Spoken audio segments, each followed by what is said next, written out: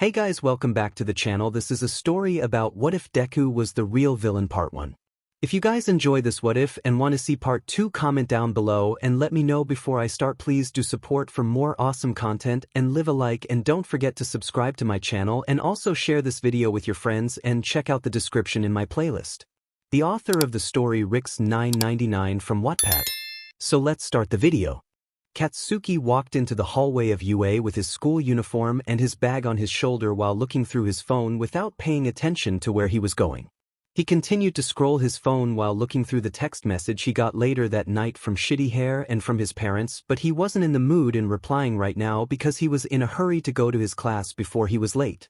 He slides the door open and finds himself to be early without anyone in the class except for a few of his class, so he just walks over to his desk and finds an empty seat behind him while smiling in satisfaction. The ashen blonde kid put his feet on the desk while playing with his phone, but before he could look through the social media to distract his mind, the door slid open and Kirishima entered along with 𝗧𝗵𝗲 and Kaminari, the self-proclaimed Baku squad. "Oh Baku bro, you're early." Kirishima greets him, waving his hand. "Though you'll be late or something," 𝗧𝗏 added. "Get lost would you?" "I'm busy right now," Katsuki replied angrily. He looked at the two of them went to their own desk instead while Kaminari went to his desk and dozed off from the lack of sleep, and Mina was busy having a chat with 𝐎𝐩𝐢𝐳𝐷 and Uraraka about her new dress that she bought online from Hokkaido. Katsuki internally rolled his eyes at their girly chat while trying to play with his phone when someone was shaking his shoulder, calling to him. Bakugu." He turned around and saw 𝗧𝗏 in front of him. "What do you want, soy sauce face?" Katsuki replied, clearly looking bothered for the second time. "Can I copy your homework, man? I totally forgot about it yesterday." 𝗧𝗏 begged. "Maybe you won't forget about it if you hadn't played an online game with 𝗧𝗵𝗲 over there," Katsuki replied. "Come on Baku bro. We totally forgot about it. We promise that this will be the last time." Kirishima asked, joining with 𝗧𝗏. "What is this I heard about copying someone's homework? It is truly unbecoming for an aspiring hero." Ida came in between, trying to reprimand both Kirishima and 𝗧𝗏. "Come on Ida, we simply forgot about it. Can't you just simply let us go?" 𝗧𝗏 tries to excuse himself away. "Absolutely not. I'm sorry, but you have to face your punishment for not doing your homework. Your action after all has consequences." Ida lectured both of them. Katsuki is looking all pissed, gritting his teeth because they choose to argue with his desk.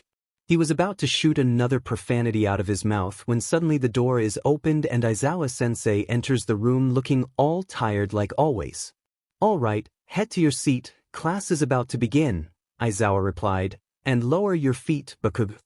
Katsuki clicked his tongue before he fixed his seat back and everyone returned to their respective seat. Kirishima and 𝗧𝗏 also returned to their seat. "All right, we're about to start today's class, so ding." Aizawa is about to begin the class when suddenly a phone rings in the middle of the class. "All right, whose phone is that?" He looks annoyed that someone didn't turn off their phone. Katsuki grunts, knowing that it belongs to him since he forgot to switch it to silent mode because the extras in his class are bothering him all day. He was just about to fish the phone out of his pocket when suddenly he heard a ringing sound from behind. This time belonged to a purple midget. "You'll also like Nizu-sensei most wanted.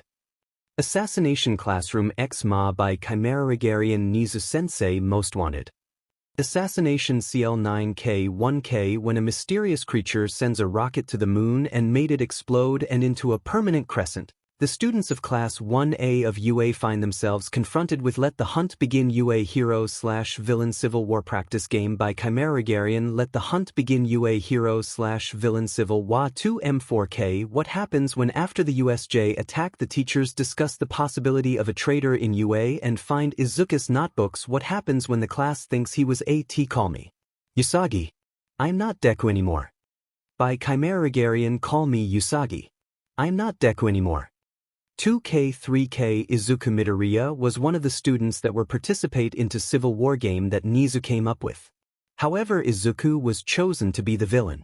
Needless to say that Foxfire villain Izuku by 𝗵𝗃. Foxfire villain Izuku 9K Izuku Midoriya had enough from life. He was ignored by everyone, even his family. One fateful night the boy was by a villain. The villain lead him to his 𝗵𝘃𝗲 and the 𝗧𝗜𝗧𝗏 𝗧𝗏. By 𝗵𝘃 persona 125 assassin hero. 𝗂𝗏𝗃 Midoriya is an assassin. An assassin from class 3E of course. He's gotten into UA and is in class 1A. Now all that's left to do is to occasionally do some missions for 𝐒𝐻 Silent Death by 𝐶𝐿𝑑𝑋 Silent Death Case 6K end quote. Life is full of surprises, like I never expected to be a villain but here we are. End quote. Izuku Midoriya, quirk, Reaper status, #1 villain. Things were going G then another is ringing but this time it's on Ida's seat. Now this is a surprise since he thought of all people, for Aiz would have always set his phone on a goddamn silent mode but to think he would forget about it is such a surprise. Then one more but this time is on Round Cheek's desk. Then ears, then bird brain, then big lips, then shitty hair, even the hobo gets one. All of the phones in the class start to ring which raises a question and Aizawa decides to open his own phone to check on the message wondering what is all about. It took less than 10 seconds to see his face turning from annoyance to a dreaded look as he began to put his phone back in his pocket and rushed to the door. Class is on hold, I will send someone to replace me. Don't cause any ruckus and everyone stays here. Ida, you're in charge while I'm gone. Aizawa replied before hurrying to leave, and no one opens their phone. Soon everyone began to wonder what kind of news could scare off their teacher and turned into a helicopter mom mode like that. Out of curiosity, 𝐎𝐩𝐽𝐻 decided to pry into her phone wondering if the news that everyone received was the one that scared off their teacher. But when she opened her phone, she suddenly yelped in surprise but her tone sounded with fear. What's wrong? Mina immediately went over to her side as the invisible girl quickly tossed her phone on the floor. Mina tried to grab her phone but Ida was much quicker and he took 𝐎𝐻𝐽𝐻's phone. Aizawa-sensei had told us, no one is supposed to look at the news, we can't disobey our teacher's order. You do realize that any one of us can just look at our phone and see for it ourselves, right? Shoto points out while his hand went to his pocket. The others follow as well and Ida is left standing in the middle of the classroom, knowing that he can't stop over 17 hands grabbing to each of their phone. But once they open their phone to see the news, all of them had the same mixture of emotions as Aizawa-sensei and 𝐎𝐻𝐽𝐻 did with the girls, but one thing for sure, everyone had the word fear painted in their expression. Tartarus prison break, prisoner escape. It was a news report about a fugitive escape from prison, but what caught everyone's surprise was not the news that a villain was escaping or on the loose in the city but the picture that's on the front headline of the news itself. It was Izuku Midoriya's picture. Yaoyorozu, who had a tablet in her bag, decided to watch the news as everyone was circling her table including Katsuki, who tried to listen to the newscaster announcing the news about the breakout. Hello, Muzutafu citizens. This is Ito Harumi from Channel 7 News, where we bring you everything you need to know so you can be safe around the clock. She announces while wearing professional attire with a gray blouse. Now we announce about a certain villain that has escaped from a high-security prison. No one is quite sure who it is, but is speculated to be the former UA student, Izuku Midoriya. A picture is shown of him, everyone tenses at her words, looking around at each other. The infamous student of Class 1A who made his name at sports festival fighting against the son of the #2 hero, Endeavor, Shoto Todoroki, who managed to wow few of the spectators with his feat. The newscaster announced switching to the footage where Izuku and Todoroki are fighting at the sports festival. Izuku Midoriya is suspected to be the UA traitor after Principal Nizu, the headmaster of UA school, along with the school faculty, had suspected him after 2 villain attack that hits the school and he's being sent to prison 7 months ago. Izuku Midoriya was suspected of escaping the Tartarus prison yesterday night by placing an explosive inside the prison and creating a hole inside of his cell. The scene changed to a picture of a giant hole in the side of a maximum security prison where many violent villains were held. Tartarus head jailer hasn't given any statement regarding the escaped prisoner, but an anonymous source said that there is no sign of corpse inside of his cell, leading to believe that Izuku Midoriya had indeed escaped. Everyone didn't bother to continue to listen through at the end of the news as they all felt like they heard more than enough. Mina and Jiro put their hand on their mouth trying to prevent themselves from vomiting. Aoyama, Koda, Ojiro, and Tokoyami all held a pensive look, not saying a word. But the ones who held the most shock were the students who were on the front view of the news itself. Uraraka, Shoto, Ida, and Tsuyu all held a horrified look on their faces, and the bubbly girl's face was as white as a sheet. Kirishima, Shiro, Kaminari, and Toru watched with widened eyes as they were unable to believe it. But the one who seemed to look in the most shock was Katsuki himself, as his forehead started to sweat and his eyes were bulging the size of a plate while continuing to be the only one that was left to watch. "You guys, is that really him?" "No way. I'm calling Mr. Aizawa," Ida says, pulling out his phone with shaky hands. The line rings for a moment before he answers, but Katsuki is too entranced by the screen. That was the last news we've heard of Izuku Midoriya's latest prison break until today. We will hope to get UA's thoughts and clarifications on this issue. Now in other news he was in Tartarus, right? How did he escape? Everyone calm down. Everyone was starting to panic slightly. The noise from the talking and the screeching rattled in his head. The words, escaped, and Deku were bouncing around, and all he could say was, Deku.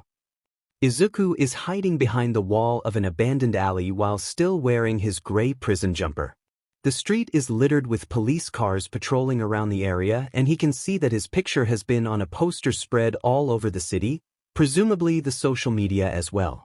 He tried to catch his breath while his face and clothes were still wet from swimming to the city and hiding under a truck from the dock warehouse before it parked in the city, and he managed to come out before the driver took notice.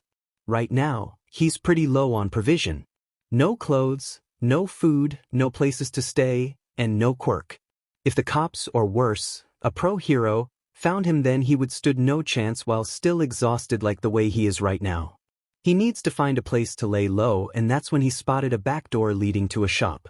He grabbed a busted pipe on the floor and pried the locks open.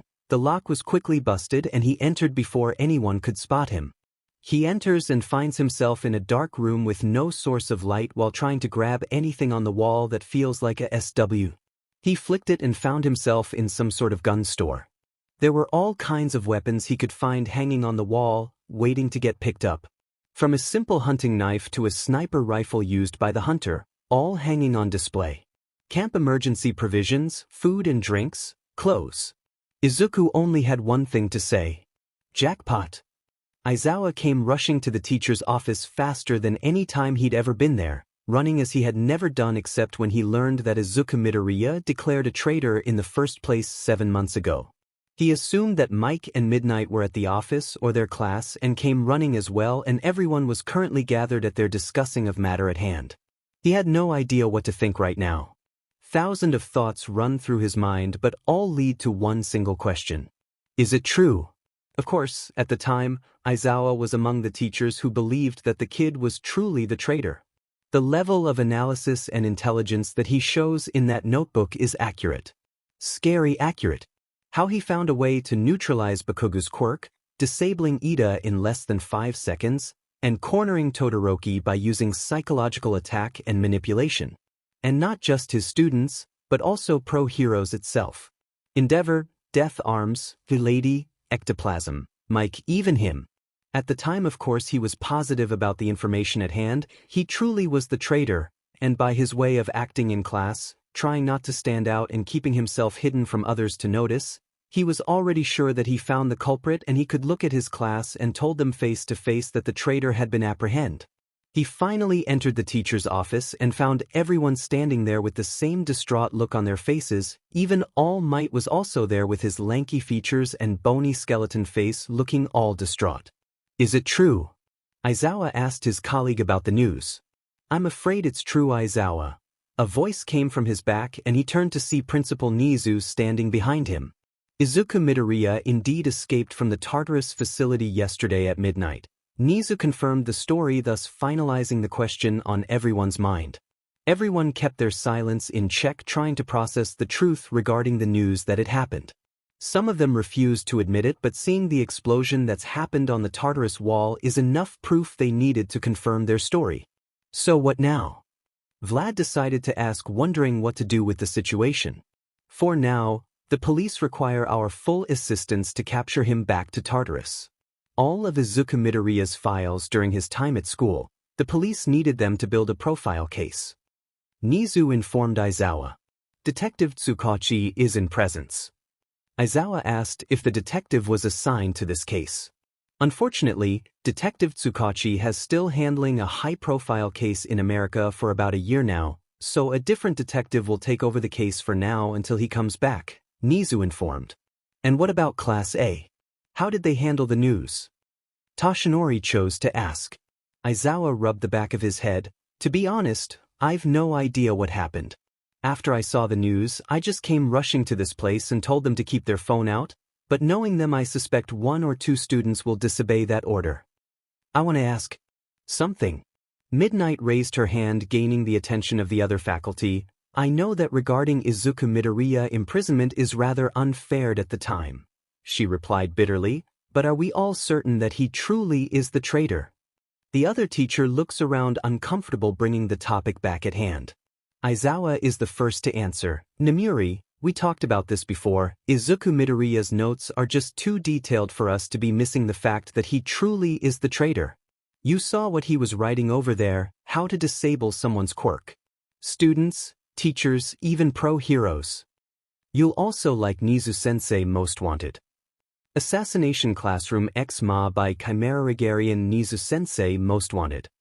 Assassination CL9K1K when a mysterious creature sends a rocket to the moon and made it explode and into a permanent crescent. The students of Class 1A of UA find themselves confronted with Let the Hunt Begin UA Hero/Villain Civil War Practice Game by 𝗬𝗏𝗏 Let the Hunt Begin UA Hero/Villain Civil War 2 𝗵𝘃𝗲 What happens when after the USJ attack the teachers discuss the possibility of a traitor in UA and find Izuku's notebooks? What happens when the class thinks he was a 𝗬𝗏𝗏 I'm not Deku anymore.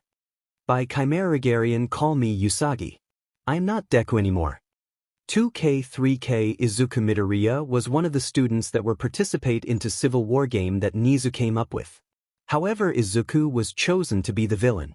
Needless to say that Foxfire villain Izuku by 𝗬𝗏𝗏 Foxfire villain Izuku 9K Izuku Midoriya had enough from life. He was ignored by everyone, even his family. One fateful night the boy was by a villain. The villain lead him to his emistar and the assassin hero. By Auli Persona 125 Assassin Hero. K4K Midoriya's an assassin. An assassin from Class 3E of course. He's gotten into UA and is in Class 1A. Now all that's left to do is to occasionally do some missions for Silent Death by 𝗬𝗏𝗏 Silent Death Case 6K and quote. Life is full of surprises, like I never expected to be a villain but here we are. And quote. Izuku Midoriya, quirk, Reaper status, #1 villain. Things were going I know. I know that during the time we voted, I was outvoted along with Snipe, but we sent that kid for 7 months in prison while we waited for Detective 𝗧𝗵𝗲 to come, even though we insisted that he quickly return from his case in America. But what pisses me off is the fact that the source of that evidence is somewhat lackluster in my opinion. Namuri, my class is confident at the time. That's why when Uraraka and Ida handed me that notebook before, I made sure that they were to keep an eye on him, to observe his behavior and find anything suspicious. And why can't you do that at the time and choose to send your students instead? Namuri questioned. Midoriya is always keeping his distance from everyone including the teacher except for All Might, but I don't want to alarm him of finding out that we might suspect him. It's better to have 19 pairs of eyes around him that he knows than 1 pair of eyes that he always acts so skittish around. You mean you keep your distance? Midnight corrected, causing Aizawa to tense. Don't bullshit me, Shoyuda. We all knew that you barely put any effort into the kid's progress from the start and always gunning at him since he was being favored by All Might from the beginning. Namuri pointed out, not hiding any scrape of truth, causing All Might to tense by the accusation of Midoriya having some personal connection to him. The kid always acts like the victim dash. Oh, that's bullcrap, Shoyuda. And we all knew about it. We kept our silence for over 3 years, but you can't just keep assuming that you were in the right and not counting the other matter. And what matter is that? How about for the fact that you always favored the other kid in your class, like Bakugo, because of how talented he was in your eyes, or perhaps you tried to outsource from others like Shinso and insist on him take Midoriya's seat, and the only reason why he's not sitting in your class like you dreamed of is because of Midoriya case remains unsolved to this day. Okay, I think you made your point, Nem, Mike said, trying to calm her. Or how about for the fact that the only reason we send the boy to prison in the first place is because of the word of a 15-year-old kid who happened to have an unknown vendetta with him since the first day and happens to report it to the teacher who had the same vendetta as that boy. Bakugo and Midoriya were rivals. On what planet? On what universe, if I may ask? Midnight exploded and went to Aizawa's space and jabbed her finger at his chest. I repeatedly told you to check and check and check to their file, but you simply just tossed that to your desk and left it covered in dust worth of 7 months, and judge with you own 2 pair of eyes instead, which isn't working pretty well if you ask me. Namuri, I think that's enough out of you, Nizu said in a firm and authoritative tone, silencing them of their argument. Namuri didn't even realize that she was standing before she took her seat.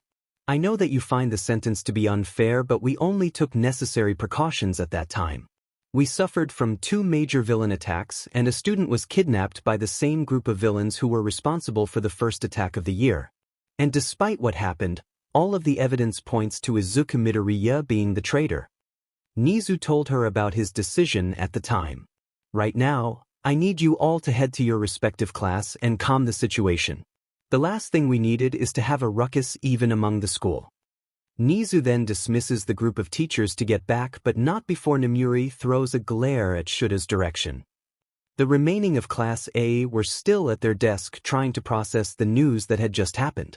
None of them were talking to each other or having any set of conversations trying to stew the information in their head. Uraraka, Ghidorah, Tsuyu, and Shudo all looked horrified while lowering their heads and staring at the desk. Kaminari was looking all panicked and looking to his left and right in an accusation manner with Shiro and Kirishima. Katsuki grits his teeth in rage like his usual self, but finds that his expression is a mixture of rage and fear. They all remembered what happened on that day. The day that they send one of their own to his demise.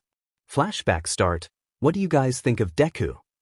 Uraraka asked out of a sudden while everyone was gathered in the living room except for Izuku in the area. Everyone suddenly stopped their activity and joined in the conversation about a certain classmate of theirs. Well, to be honest with you all, I think he's a bit too much, Kirishima replied, rubbing the back of his head. And he likes to show off during practice. Trying to act all dramatic and everything. Mina commented. I know, right?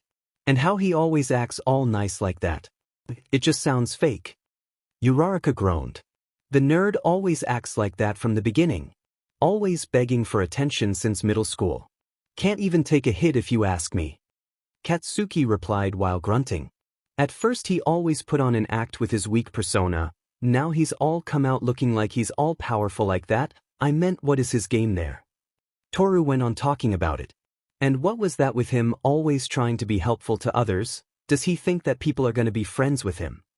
But you had to admit that his notebook pretty much helped us right from the start, Momo replied. If you ask me, that's all he worth, Kaminari said, not caring about it. But his behavior always seems to hinder our class progress. Some of the other class talks about us because he tends to butt into other people's business. Ida began to lecture. Just wish that he's gone if you asked me, Mina said under her breath but loud enough for everyone to hear. Everyone then stopped with the conversation while staying at their seat, not doing anything before they heard someone talking. But what if we can? They all turned to see Bakugo smirks with his usual look, smiling, thinking that he had a great idea blooming in his mind. What if we can get rid of that nerd from this school once and for all? Katsuki suggested. What, you want him to get expelled or something? Kaminari asked, not following the flow of this conversation. I'm not talking about expelled. I'm talking about out of the picture for good, he spoke, his voice sounding sure with the idea itself. What are you talking about?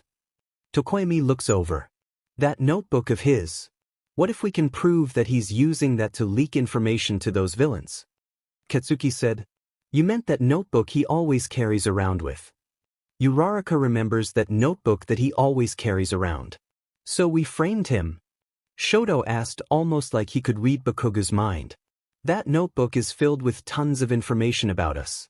Our quirks, support items, weaknesses, how to counter against them, everything is in there. It's got more than enough to prove that he's feeding information to the League of Villains.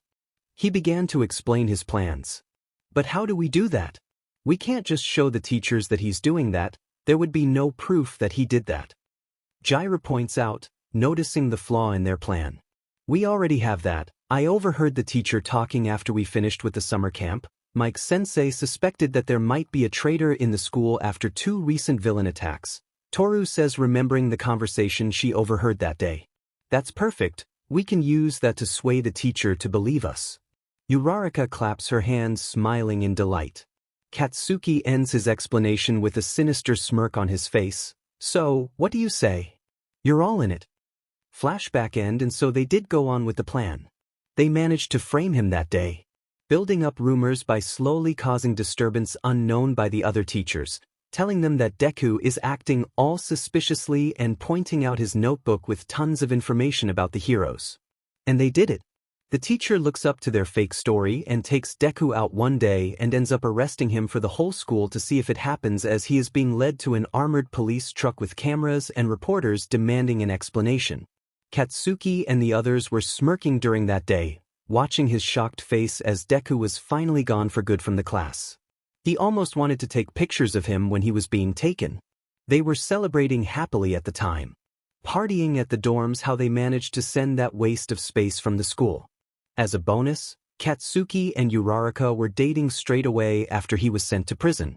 All Might also has a talk with him and offers his quirk to him, and what makes him happy is the fact that the same quirk also belongs to Deku. For the past 7 months, they have been living happily and Deku-free, enjoying school life. But now, Deku is escaping from prison and he's coming to them. And not just any prison, but Tartarus itself, where they would store the most dangerous prisoner from staying to all for one. What spooks them is the fact that Deku is free and might blab about their little plan to send him to prison. After all, he saw their delighted expression after having his but being sent into that truck. If Deku decides to talk about their plan, then most likely they will be questioned by the teachers or worse the police, and they will all end up getting kicked out from UA. All they could do at this time was for the pros and the police to catch him. Should be easy because the freak is quirkless right now and has no skill to survive without any quirk. Katsuki gave about a week before they heard the news that Deku was already being apprehended. And once he got his but captured, he would make sure that Deku would never speak any of their plans to anyone. Detective Tsukachi is just landing in Japan after his 15 long hours of flight, and even though he just finished landing at the Mizudafu airport, he didn't head back to his apartment for a shower or even bother to buy a takeout meal at the airport, and instead rushing straight to UA ordering a taxi to take him there. He was just being briefed by his assistant a few hours before he was supposed to take off, saying that Izuku Midoriya from UA Hero Course Class A was escaping from Tartarus prison for leaking sensitive information to the League of Villains. Tsukachi had to ask his assistant to repeat the news for a 3rd time, making sure that he heard it correctly. Izuku Midoriya. As in Izuku Midoriya, the boy that Toshinori told that inherited All Might quirk. The same boy who competed in the sports festival who impressed a lot of people. There's tons of missing information that's still gaping. What makes them so sure that the boy is truly the traitor, and why? And more importantly, why is no one bothered to inform him that the boy is being sent to Tartarus instead of a regular prison? Tsukachi quickly paid the cab driver, came out, walked inside UA, and told the receptionist that Detective Tsukachi was present and wanted to see Principal Nizu urgently, flashing the receptionist his badge. Soon he was allowed to enter and immediately walked into the office, not bothered by a few glances from the students of the police detective who was just walking into the school during the lunch break, gaining a lot of attention. Tsukachi quickly arrived and opened the door, harshly not paying attention to whoever was in there. Principal Nizu sits in his office with a calm demeanor, almost like he was expecting to see the detective to come. "Ah, detective, what can I do for you today?" Principal Nizu replied with a soothing tone, one that Tsukachi found to be laced with condescending. "Cut the CRP, would you? I want to know what happened to Izuku Midoriya while I was gone. And spare no detail, cause I want to know your excuse for sending a 15-year-old kid to Tartarus prison." Tsukachi barked out orders, not wanting to waste a second. "Well, it's just as you hear it. Izuku Midoriya is presumed to be a traitor for leaking information about our students and pro-heroes, including my staff. On what evidence?" "The evidence lies in his notebook. Izuku Midoriya has at least information worth 10 years of analysis regarding a pro-hero's quirk. From the nature of it to how counters against it. I find the information to be scarily accurate in my opinion and dash. So you decide to send the boy to Tartarus instead. How long has he been sitting there? Tsukachi asked since he was left unknown of his incarceration PRD. About 7 months, Nizu answered. 7 months. Tsukachi exploded in front of the principal, looking enraged. You kept a boy inside of prison for 7 months based on a doodle notebook that was made by one of your students. Tsukachi, need I remind you that there are students outside these doors? But you don't want them to hear about your latest accomplishment in keeping this school safe. Tsukachi rants, not bothering to keep his formality in check. You were able to stand and walking on this school like a proud peacock with feathers coming out of your butt, and yet you didn't have the time to call for me before you sent that kid into prison, which is by now is pointless since he already escaped. You were busy solving a case in America dash. One question. One simple question from my mouth and this whole matter is over. But you decide to skip the formality and procedure and send him to prison because you don't want people to know what you did count as illegal arrest. You'll also like Nizu-sensei most wanted. Assassination Classroom 𝗂𝗵𝗲 by 𝗬𝗫𝗄𝗃 Nizu-sensei most wanted. Assassination CL9K1K when a mysterious creature sends a rocket to the moon and made it explode and into a permanent crescent. The students of Class 1A of UA find themselves confronted with Let the Hunt Begin UA Hero/Villain Civil War practice game by 𝗬𝗫𝗄𝗃. Let the Hunt Begin UA Hero/Villain Civil War 2 𝗵4K. What happens when after the USJ attack the teachers discuss the possibility of a traitor in UA and find Izuku's notebooks? What happens when the class thinks he was call me Usagi. I'm not Deku anymore. By 𝗬𝗫𝗄𝗃. Call me Usagi. I'm not Deku anymore. 2K3K Izuku Midoriya was one of the students that were participate into Civil War game that Nizu came up with. However, Izuku was chosen to be the villain. Needless to say that Foxfire villain Izuku by 𝗬𝗫𝗄𝗃. Foxfire villain Izuku 9K Izuku Midoriya had enough from life. He was ignored by everyone, even his family. One fateful night the boy was by a villain. The villain lead him to his emissary and the assassin hero. By Auli Persona 125 Assassin Hero. K4K Midoriya's an assassin from Class 3E of course. He's gotten into UA and is in Class 1A. Now all that's left to do is to occasionally do some missions for 𝐒𝐻 Silent Death by Cloudy X Autumn Silent Death K6K. End quote. Life is full of surprises, like I never expected to be a villain but here we are. End quote. Izuku Midoriya, quirk, Reaper status, #1 villain. Things were going G. We had solid evidence from a testimony from his classmate dash. Evidence can be forged and testimony can be a lie. Why do you think my quirk is around in Japan to begin with? You do realize that if Izuku Midoriya is indeed not the traitor, you would be sentencing that kid to a career suicide. You dragged that kid good name through the mud because you let them cloud your judgment and make you jump the gun. Tsukachi stops with his ranting and looks at the white mammal with much hatred and disdain leaking out from him, knowing that this kid has gone through a lot. The school is sending that kid to a prison without any law process under the excuse to keep the students safe, and yet they were willing to burn a single kid for that sacrifice. It's simply ridiculous. What about his quirk? What happened to One for All? Tsukachi spoke after calming down. Toshinori took One for All out of the kid for safekeeping. We can't allow All for One to have access to that quirk, especially with the two of them in the same prison. So Toshinori has One for All. Not exactly. Katsuki is grunting while holding his right arm in pain after trying to use All Might's quirk for the 3rd time this month, and yet he still fails for who knows how many times this has gone to. He's holding onto his arm, compressing it with ice to soothe the pain, but he still has no explanation for why is the quirk rejecting him. All Might have explained to him before that to wield One for All, one must have a strong physique to able to withstand the power that was from the quirk itself.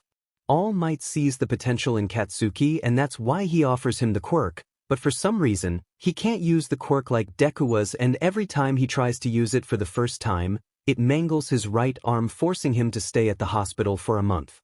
Katsuki went to All Might for some explanation as to why he couldn't use it, but the number one hero himself had no explanation for himself since he never had any problem wielding it, and to make matters worse, Deku can MSTR it just fine.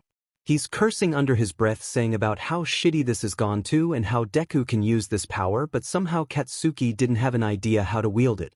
He even went on to ask for the freak notebook, and it didn't even contain any sort of information to One for All at all, which angers Katsuki even more. Now he was all alone at the dorm, sulking about his latest injury while sitting on the sofa before he heard the door creak open and the rest of the class entered, chatting after coming from the mall and hanging out. "We're back," Toru announced. "God, I'm so exhausted. My netta pants and tired. Come on dude, man up a little." Kaminari nudges over to his small figure while smirking.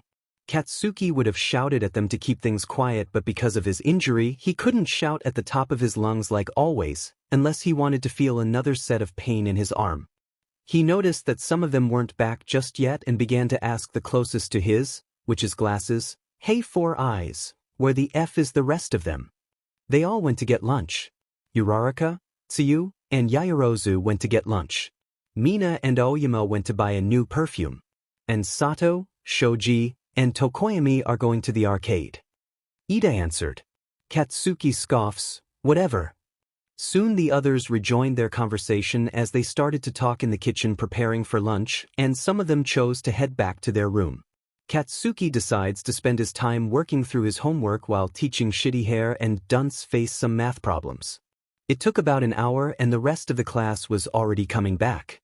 Sato's group was the first to come, and around 10 minutes later, Yaoyorozu's group was to come, and she took notice that someone was missing. "Where's Mina and Aoyama?" Yaoyorozu points out, putting her shopping bag on the floor. "I don't know, I thought they were with you," Siro told her. "No, we didn't see them anywhere, we only saw them at the mall before we got separated." Momo shakes her head, looking worried. "They must have on their way right now," Kaminari reassured her. "Yeah, you're probably right." Momo nods. "Oh, by the way, the delivery truck is about to come with your order, Kaminari. Thought I would tell you." "Oh sweet, thanks. You're the best, Yaoyorozu." "What is she talking about?" Kaminari found a life-size model statue of an old hero who uses electricity just like his quirk. And it was a bargain sale and he got it. Kirishima went on to explain. "Thought I would place that in my room for decoration." Kaminari smiles. "That sounds stupid," Katsuki spoke. "You just don't have a sense of taste." Kaminari playfully waved his hand. And just in time, the delivery truck informed Yaoyorozu that the truck had already arrived at the front gate of UA, and Kaminari had asked Sato and Shoji to help them move it. After Kaminari and the others have gone out, Aoyama arrives carrying 2 shopping bags in his hand consisting of expensive perfume and a new hand mirror, but what everyone takes notice of is the fact she's not coming home with a certain pink-haired girl. "Aoyama, where's Mina?" Tsuyu points out. "She's not with me, says she decided to head back to join you all," Aoyama replied. "Huh, that's weird, she didn't join us before. Maybe she got lost." Shoto replied. "She's not a child, Todoroki," Uraraka replied. While everyone is discussing Mina's whereabouts, Kaminari is carrying the huge crate box with both Sato and Shoji pushing the crate with the trolley. "Wow, you weren't kidding when you said it's life-size," Tokoyami replied, watching the crate as tall as Ida. "Can you help me with opening this thing?" Kaminari holds the crowbar in his hand. "Wouldn't it be better that you open this in your room?" Toru points out, looking at the size of the crate. "No way, man, I want to see it if they messed up with the shipment," Kaminari replied. So Kaminari had asked for Sato, Siro, and Tokoyami to help open the crate while the others were worrying that Mina wasn't answering her phone. "She's not answering her phone." Momo checked her phone and found the number wasn't answering. "Maybe she got stuck in traffic or she's on the subway," Ida assured her. Everyone suddenly stopped what they were doing and turned their attention to Kaminari, who was on the floor wearing a horrified look on his face, along with Tokoyami and Shoji as well. Sato had to cover his mouth, stopping himself from vomiting at the gruesome scene in front of him. The group who wanted to see Kaminari's life-size figure also screamed and began to cry, dropped themselves to the floor, and some had to cover their faces to stop seeing.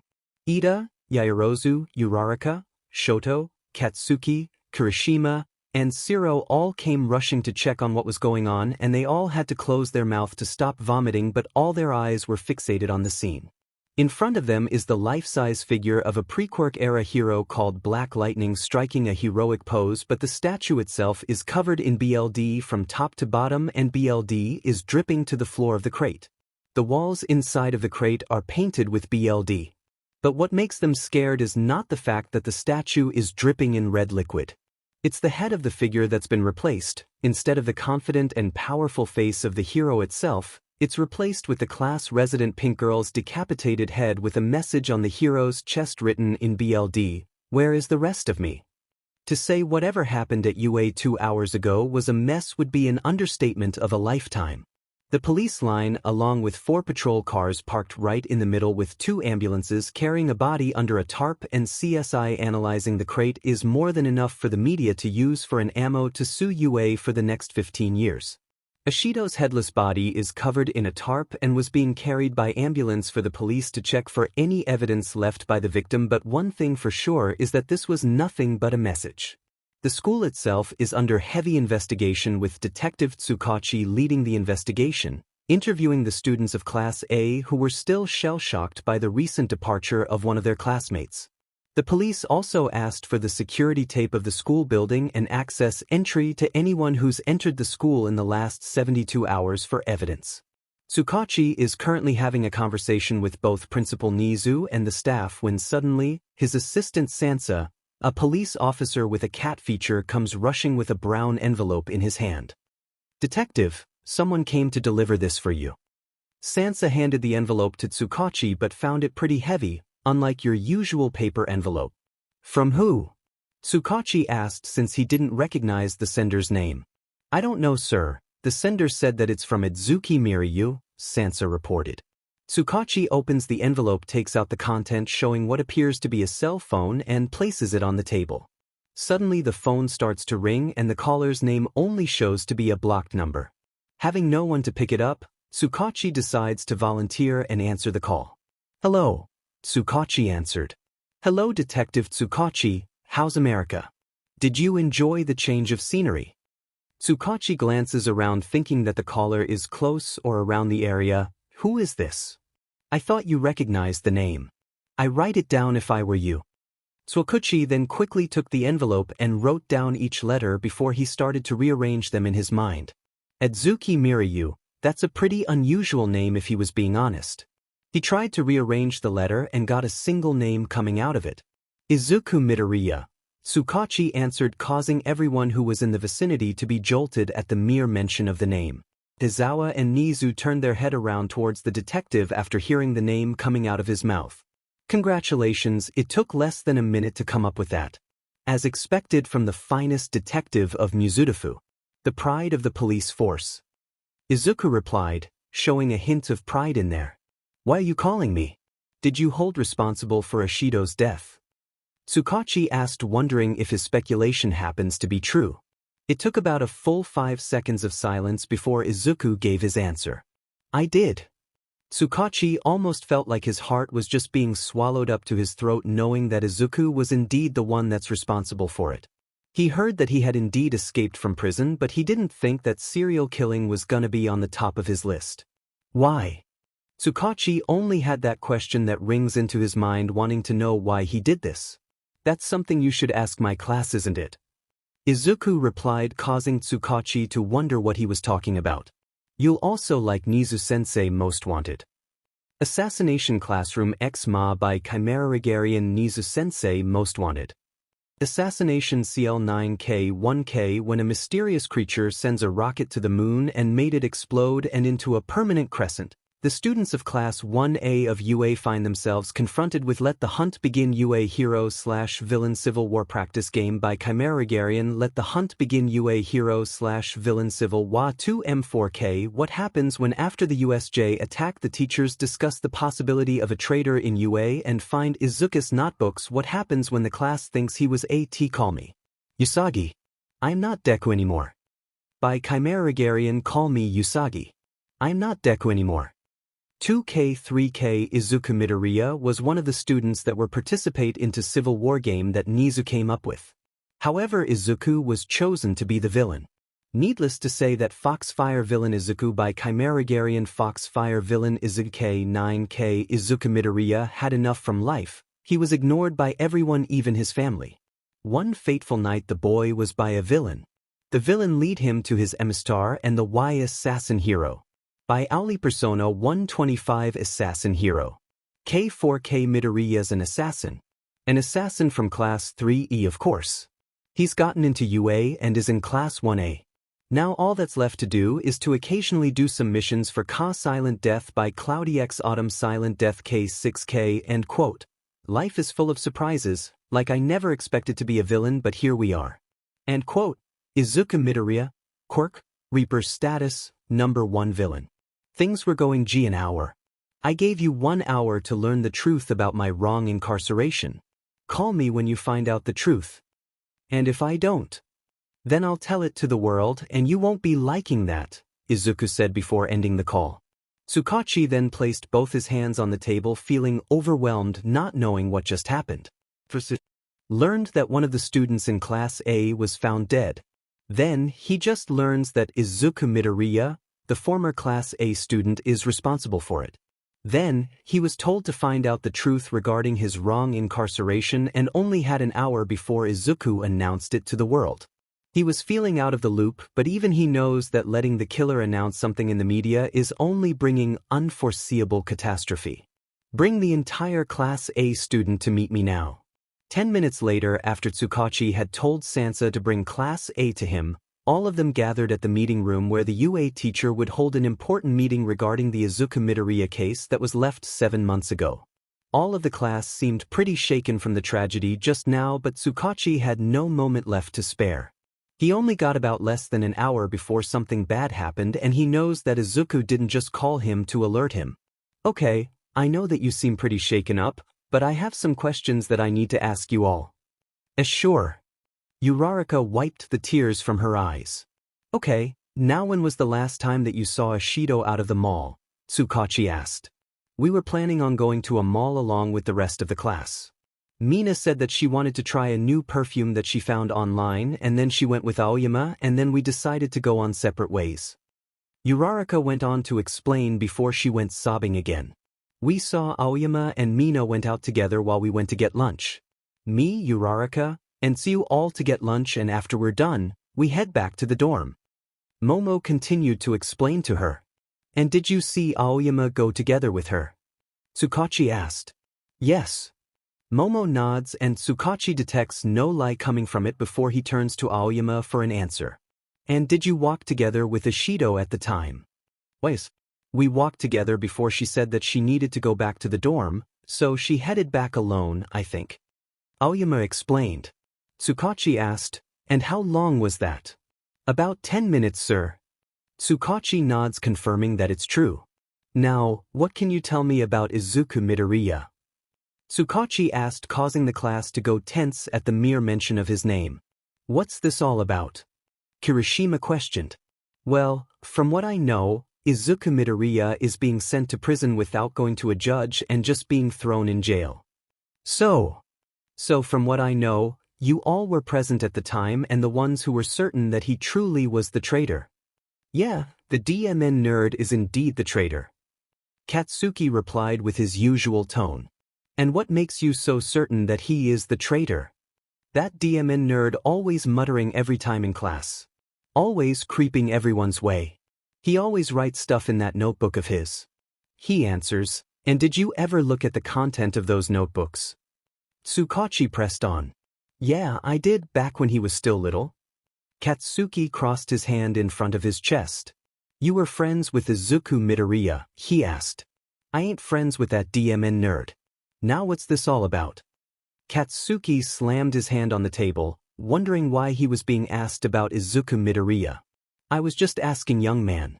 So you went to the principal with the notebook that Izuku wrote and told about him being the possible traitor? No, I went to Hobo teacher instead and told him about it, and that DMN nerd is the actual traitor. You seem so certain that he truly is. Of course I am. We all are. And you speaking for all of your class? Hell yeah, I am. Did Izuku Midoriya have a criminal record? That DMN nerd, please. Did Izuku Midoriya have a criminal relative? No. Did you ever see him make any contact with any villain member? Not I know of.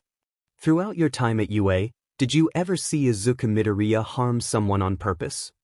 No.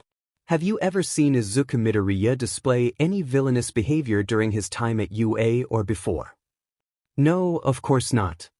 So how are you so certain that Izuku Midoriya is indeed the UA traitor if he didn't have any villain relative or made any contact with it, and never had a criminal record in the past 15 years?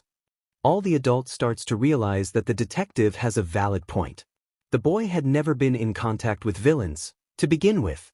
Didn't have any criminal record. Never cause a ruckus inside of UA. And 7 months ago, the boy suddenly had the urge to go villain. It doesn't make sense.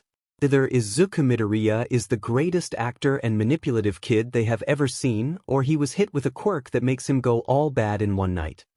Why are you asking me this question? To begin with, Deku is the traitor like we've been telling you, and he's escaping from Tartarus a week ago. Should you be out there and patrolling instead of asking this ridiculous question? Katsuki shouted in exasperation. Tsukachi fixed his posture before throwing Katsuki a cold gaze, one that he found intimidating, like he saw when All Might was looking at the group of villains back at you. I will when you start telling the truth. All of a sudden, Katsuki's face starts to go pale like a sheet, and not just him but the rest of the class as well. Almost like they just got caught for stealing candy when they were little. You see, I never get to reintroduce myself. Tsukachi starts to rise from his chair and address the group of students. My name is Detective 𝗂𝗵𝗧 Tsukachi, the lead detective of Izuku Midoriya traitor case, along with now the murder of Mina Ishido. And my quirk is called a lie detector. If Katsuki's face weren't white before, now he was turning translucent like a ghost. It's almost like someone is pouring a bucket of ice water on his back. From the moment I came to talk to you, not once what you said is telling the truth. All I heard was nothing but lies coming out of your mouth, and you were easily lying to me, to your teacher, and a bunch of pro-heroes. Without blinking an eye. I'm willing to bet my gun and badge that you framed him to be the traitor of UA because you felt threatened by him, is that right? Tsukachi leans closer to Katsuki's face, but the boy just keeps silent, knowing that he just got caught and busted by everyone including the police. I'll take your silence as a yes. Tsukachi stops with his rants and checks the clock that he still has 7 minutes left. He dials the number to the phone that Izuku gave him and waits till it rings. Izuku picked up the phone and asked, "So you finally learned the truth? That your class frames you for being the UA traitor?" Tsukachi asked. "Put me on speaker. I know that you were with them. And I'll know that the rat and that hobo are there too." Izuku spoke, saying that it wasn't a request. Tsukachi complied and placed the phone on the table before putting it on speaker. "So how does it feel, Kaken?" Katsuki's face turns in shock hearing his voice coming from the other end of the phone along with the others. "Deku. So how does it feel, huh? To know that all of your actions do have consequences. How did you escape?" Katsuki growled. 7 months of being in Tartarus after killing one of your classmates, and the first thing that you asked is how did you escape? Wow. Guess you are just heartless. Izuku spoke. "Is Mina not important to you at all? I meant he was your friend in your little group." "Shut it. Where are you so I can kick your butt? And why would I tell you that? Thought you were supposed to be the smart one. After all, you did trick the teacher into putting me behind bars because of a fit of petty jealousy, right? Aizawa-sensei should be there, right? Where is that DMN hobo?" Izuku asked, finding his new set of attitude to be disturbing because they never heard such disrespect coming from him like that. "I'm here," Aizawa spoke in his usual monotone voice. "So how does it feel to be walking into the school from now on with your pants down, knowing you just killed your former student's dream on the spot?" His voice is laced with so much venom and condensation, wondering if he's talking to the same boy he just sent 7 months ago. "Have nothing to say. I'm sorry, Dash. What good is that gonna do to me?" Tsukachi decides to take over the conversation after watching Aizawa's pained expression. He took the phone back and directed it to him. "So now I'm here, I'm back to Japan. Come back to Ue Midoriya. We'll talk this out and get it sorted out, I promise you that. You will have a fair trial and I'll help testify against the charges that were brought to you before. Izuku took a moment before he answered with a dry chuckle, Don't make me laugh, detective. I walked into the school and a dozen pro heroes and police officers will swarm me from every direction and all of your promises will be dismissed by the jury. Tsukachi bites his lips in silence, knowing that Izuku knows his intention very well. He can't be tricked so easily like that. I'm here just to inform you of what's gonna happen from now on. Everyone suddenly had their attention on him, knowing that this would change things from now on. Since I was being sent to Tartarus because Kaken wants to make a bold statement that he truly is the best in that pitiful school. I thought I decided to do the same with the rest of the class. I intended to put the spotlight on them as well. 𝗬𝗏𝗧𝗏. Of course, Mina already has her turn with her face being posted on every social media platform, in every magazine, in every newspaper, and the hero bulletin. Just like what she always wanted to have the spotlight on her and be taken notice by this society, right? As the pro-hero Pinky. You killed Mina just because you want to make a statement. Jiraiya asked, looking all flabbergasted. You're sick. Katsuki cursed. Pot meets kettle, Izuku snarked back. You're gonna pay for what you did, Midoriya. You hear me? Kirishima roared in front of the phone before he got pushed back by Sato and Ojiro. Oh Kirishima, I almost forgot that you're there. Izuku's voice then changed with a fake sympathetic tone in him. I know that this must feel so hard, right? Especially after you just confessed to her, about 2 weeks before my incarceration. Does she make you happy? Did you two go steady or have some bumps along the way? Kirishima continued to grunt while trying to pry the phone and pulled out the collar to beat the living snot out of him. Did you know that she called your name before she got decapitated? Izuku asked before switching his tone again. Kiri, help me, please help me. Kirishima grits his teeth so hard listening to his taunting words, almost wanting to snap that phone in half. The others also felt their stomach turned inside out, knowing that Izuku was mocking Kirishima and the deceased Mina by pretending to mimic her voice. Kiri, listen to me, okay? I love you. Shut your mouth. I'll kill you, Midoriya. I'll kill you for what you did to her. Kirishima exploded, trying to grab the phone and snap it to half even after being pushed by Sato, Tokoyami, Ojiro, and Ida. The girls are all crying after listening to Mina's dying words coming out of Izuku's mouth. Again with the fear-mongering attitude, are you parroting Kaken right now? He spoke in a condescending tone once again. You kill her, and for what? For shiggles. Isn't that how you treated me before? Why are you so worked up about it? Izuku taunts him, only angers Kirishima on a new set of anger even more. Enough, Midoriya, you know that you won't get away with all of this, right? The heroes are gonna capture you eventually. Tsukachi speaks. And I'll be there, you 𝗓𝗏𝗧𝗏. I'll put you in the ground where you belong. Katsuki roared in anger, declaring his words. Good to know. And don't you forget, Kaken, that you never see the bullet that takes you down. Soon Izuku ends the call as the rest of them stand in silence, stewing the new information they just learned. If I had my way with all of you right now, I'd be expelling you all straight away without a second thought and packing you to Tartarus to get picked up. Aizawa looked at all of his students as they lowered their heads down out of shame and regret, one that Aizawa felt that they didn't deserve. After Izuku had finished with the call, Detective Tsukachi headed back to the police station to find any evidence that could link them to Midoriya's whereabouts, but not before throwing a disgusted look at the rest of the UA staff for their misbehavior of trusting those idiots' kids he called his student. After the detective is gone, Aizawa quickly rounded up everyone and they all get a stern lecture from both Aizawa and Principal Nizu himself for manipulating the whole school to send their classmate to a path of villainy. I'm with Sho on this. I think it would be better for all of us if we just expelled these kids straight away and be done with it. Present Mike backs his friend at the argument. That's not fair. Uraraka chimes in. We had evidence. Kirishima interrupted. You saw dash. Your evidence is nothing but fiction at this point. You set Midoriya on a path of villainy at this moment and you have nothing to blame other than yourself. It's not our fault that Deku is just too weak to be a villain in the first place.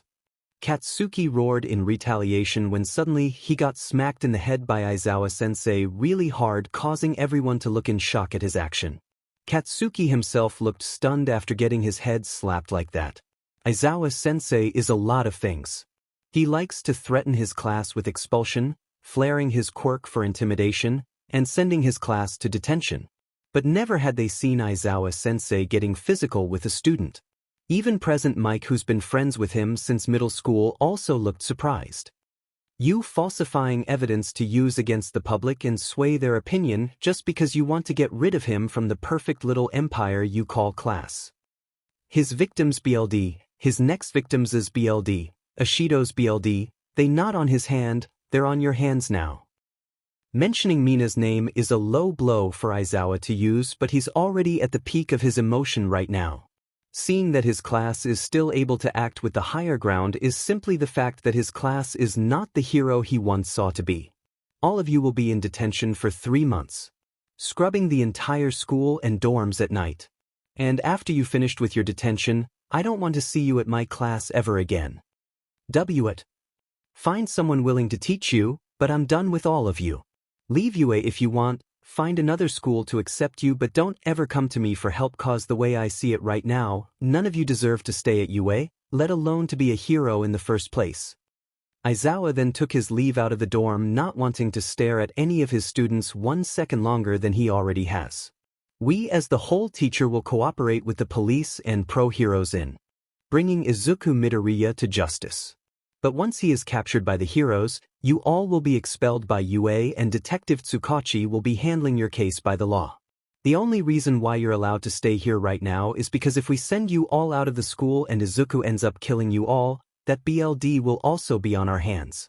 Nizu said, finalizing the decision, and the teacher shot a disappointing glare at each one of them before they left the dorm.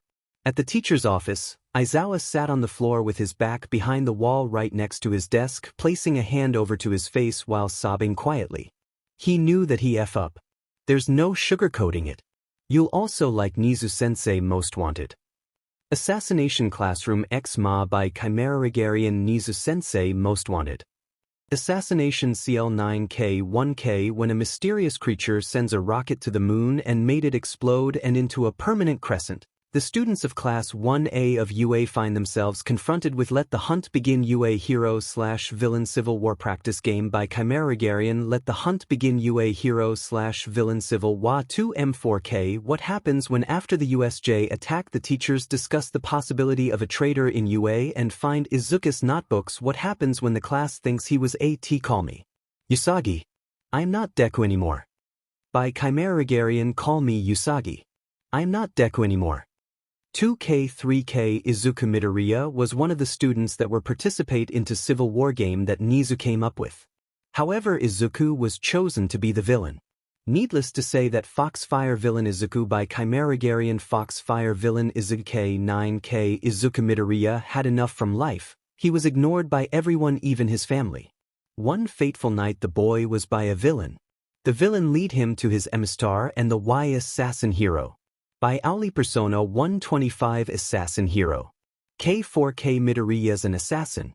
An assassin from Class 3E, of course. He's gotten into UA and is in Class 1A. Now all that's left to do is to occasionally do some missions for Silent Death by Cloudy X Autumn Silent Death K6K. End quote. Life is full of surprises, like I never expected to be a villain, but here we are. End quote. Izuku Midoriya, quirk, Reaper status, #1 villain. Things were going G7 months ago. He sent one of his students to prison because of being suspected as a UA traitor. He didn't even bother to call Detective Tsukachi before or ask for anyone from his underground contact to help get the truth out of him. He just chose the easy way and sent Midoriya to prison under the excuse to keep his class safe. Aizawa can blame Bakugo Ida, his class, or anyone he wants, but deep down inside, he knew that he was the first to F up. He broke his students' trust, and now he's out there performing his way of justice. And the first thing that he does is to cut off Ishido's head and send it to his class as a welcoming home gift. He could tell that Ishido was not Midoriya's endgame. The remaining 18 of his class is his endgame. He continued to wallow in sorrow when suddenly the door opened and he didn't look up to check who was in there, only to hear a clapping sound coming from the room. The clapping sound is slow, but by the sound of it, it sounds like it's made to ridicule him. There it is, folks. 𝗵𝗲𝗄 sarcastically clapped her hand, the one who brought justice to our grand institution 7 months ago. Mr. Logic himself, Aizawa Shoyuta, folks, also known as Underground Hero, Eraserhead. Aizawa merely kept his head down and did not use this chance to get back at her. He didn't even bother telling her to stop clapping her hand or stopping her to ridicule him, since he deserved everything that was being thrown at him. He knows what's best for everyone here, folks. He understands what is necessary to keep his students safe. Disregarding feelings and emotion is the key to becoming the hero Eraserhead always envisioned you to be, nothing but logic and facts, not caring if it's right or wrong. 𝗵𝗲𝗄 stopped with his clapping for a while and stood in front of Shoyuta, who was still sitting on the floor, not looking up, keeping his head down. She looks down at the underground hero like he's a street beggar begging for a chump change. I told you so. I know, 𝗵𝗲𝗄. I told you that you were in the wrong. But did you listen? No, because I'm Shoyuta and I'm Mr. Always Right, and I know what's best for my students by trusting them blindly. You were right, 𝗵𝗲𝗄. I told you so. Yes, you did.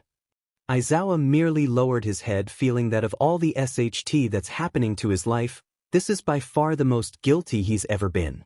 Even the feeling of losing Oboro is nothing compared to this. If Oboro could see him right now, he's willing to believe that he would be disappointed with him. But right now, he's feeling like a sack of SHT. This is the file of Izuku Midoriya that's been going on since the time of his stay inside the school. Ectoplasm came to deliver the file to the meeting room consisting of Detective Tsukachi and the rest of the UA staff to learn more about Izuku Midoriya's time at school. As much as Tsukachi is pissed at all of them for sending the boy to Tartarus, he's willing to put his hatred aside and work together to bring Midoriya to justice. So they work together inside UA, since this place is the moment where Midoriya's turning point began. So what do we know about the kid? Tsukachi asked, deciding to lead the conversation. That he's a brave kid with a good heart. Vlad spoke since he didn't know the kid very much. He's always a kid who seems pretty skittish to me. Power Loader said. His academic alone is good, but if we look at his middle school, he's studying very hard to make up for his lost grade. 𝗵𝗲𝗃 looked over to his report card. Let's see, mathematics, modern literature, hero history, heroic class, English. Wow, he's pretty good in English now that I take a good look. Snipe whistles at his report card, looking at the letter A on the subject. Yeah, the kid is pretty good when speaking in English. He even went so far as to study with 𝗵𝗲𝗄 for other languages. Mike replied. Aizawa looks over in her direction, remembering that she was an ace in other foreign languages when entering UA. Midoriya tends to come for me to have a private class. He always wanted to learn other foreign languages. He speaks in English. And all the Romance languages. Midnight smirks towards the other teachers. Russian, Spanish, Korean, Mandarin, French, a little bit of Italian. 𝗵𝗏𝗄, the kid might as well become a nomad with how much language he can speak. Vlad King looks impressed himself. You have to admit that it's pretty cool. Power Loader chimes. Nizu's face turned darker with a grimace. It's worse than we ever thought. Nizu tossed a case file into his desk while wearing an exhausted look, one they find pretty rare when looking at the principal's face. I did some digging at Izuku Midoriya case file, and I find one particular note that I never dig a little deeper. And that is, he was in the same school as Katsuki Bakugo. Everyone looked a bit alarmed, knowing that Bakugo wasn't as much of a prize student as they all read it to be before they found out about him at UA. Aizawa took the file from the desk to look at it first, since it was his student. Turns out, there was an altercation with his file and his entire school record has been fabricated. Fabricated how? 𝗵𝗲𝗃 asked, feeling a sense of dread coming to his spine. Aizawa pulls one of the files and reads it out loud. Katsuki Bakugo is a talented student in both academic and physical. Always lend a helping hand to those around him. Kind to his friends and teachers. A role model to everyone in school. Strong and versatile quirk. A valedictorian of Aldera Junior High. Perfect quirk for heroism. What? Mike asked, wondering if he had a hearing problem with what he just heard. The rest of the staff also had the same bewildered look. Izuku Midoriya is a troublemaker who always seeks attention inside the school. Always getting into a fight with other students. Cheating in class. Disobeying teachers during class. Causing a ruckus in school. Always getting into detention. Had a strong feeling of jealousy to a particular student such as Katsuki Bakugo. Aizawa finished reading the file. Wait, what? Namuri snatched the file from his hand and read it with her own eyes. Both of their files have been doctored, favoring Bakugo to allow him to enter UA and discredit Midoriya at the same time. I suspected that they tampered with his academic score just to downgrade him because they were thinking that quirkless students can't be smarter than quirked students. Wait, quirkless. 𝗍𝗬 took a glance at Aizawa's seat, who had a surprised look since this was the first time he heard it. Didn't you read his file, Aizawa? It was clear that his quirk manifested about a week before the entrance exam had begun. That's why I was putting the kid in your class instead of 𝗏𝗏, so you could help him regain better control of his new quirk, but it turns out that you disobeyed my order right from the start. I didn't. Aizawa spoke in regret, not knowing that Midoriya is a boy with an entirely new quirk instead of what he suspected, a spoiled kid who could get away by sheer force and skating all the way through school. Well, what a surprise. Namuri throws another jab of insult at him. We misread the sign thinking that was a rivalry, but it turns out it's a case of abuser and victim. We never even bothered to check on the school report and conduct a thorough background check on each student. 𝗍𝗬 said in regret, knowing that he had a hand in this whole matter. That's why he lacked confidence during the first year, because he always felt threatened by the abuser who was sitting in front of him during class, and we never even bothered to punish Bakugo's behavior or even send him to detention, Vlad said in exasperation. And we paired him with the abuser on so many occasions, including the final exam where he was supposed to work together. Aizawa finished the sentence, placed his hand over to his head, and stared at his desk, knowing that he F up. Nice. Midnight chimed in with sarcasm in her tone, since right from the start only she and 𝗏𝗏 truly believe he's innocent. But it doesn't make any sense. How was someone born as a late bloomer at the age of 15 in the first place? I never heard such a case before in all my life. Ectoplasm wonders. Most late bloomer case goes only at the age of 7 or 8 sometimes, but never had we seen someone at the age of 15 in the first place. 13 added. Well, I think that Toshinori can answer that question himself. 𝗍𝗬's head tilts in his direction, causing everyone to look at the skinny skeleton man for explanation. Toshinori glances to his left and right, feeling that all eyes are on him now and seeing that there's no way that any of them are going to believe the lie that's coming to his mouth, since Principal 𝗍𝗬 was present anyway. He knows that the only way out is to tell them the truth. He owed that to his successor for not believing him in the first place when he was declared the traitor. So Toshinori decides to tell him everything. From the moment he met young Midoriya, saving him from the sludge villain, to how he saves young Bakugo from the same sludge villain that escaped from his grasp. How he offers his quirk called One for All and he accepts it and spends the last 10 months before UA entrance exam to train his boy. How he became a mentor for him and everything. To the point that he asked his successor to return his quirk after he was declared a UA traitor and handed the quirk to young Bakugo. It took about a full half an hour for him to explain everything, and the facial expressions of all the teachers filled with shock and surprise at nothing but a statement for all of them. You idiot. Aizawa snapped the first. This was the angriest Toshinori had ever heard him. Do you not realize that your secret has caused all of us to misread his situation? If I had known dash, but Toshinori felt a swell of irritation at the other man's words. You would have what? What you would have done? He demanded, suddenly annoyed. You wouldn't have expelled him. He remembered Aizawa's little quirk assessment all too well. He knew the man had been intentionally targeting his boy because of what he had seen at the entrance exam. His boy had pulled through at the last minute, but that didn't make it better. He hears nothing but silence on the other end. Toshinori sighed heavily after confirming it. You would have. I'm worried about young Midoriya being in your class for that very reason, Aizawa. You were willing to expel him with a quirk as strong as his? Do you mean to tell me that you wouldn't have thrown him out of UA if you learned he had previously been quirkless? And your next choice of successor is that dog that you saw as his rival. Midnight shouts, not caring for her lack of mannerism or her highlighted insult. I didn't know at that time. Had I known what young Bakugo did to young Midoriya in the last 10 years before entering UA, I would have never offered him my quirk, let alone allowed him to enter the school. Toshinori tries to defend himself. So the kid is quirkless. Not to sound harsh, but how much trouble is he gonna be for the police to capture him? Vlad King asked, wondering why everyone seemed to jump up.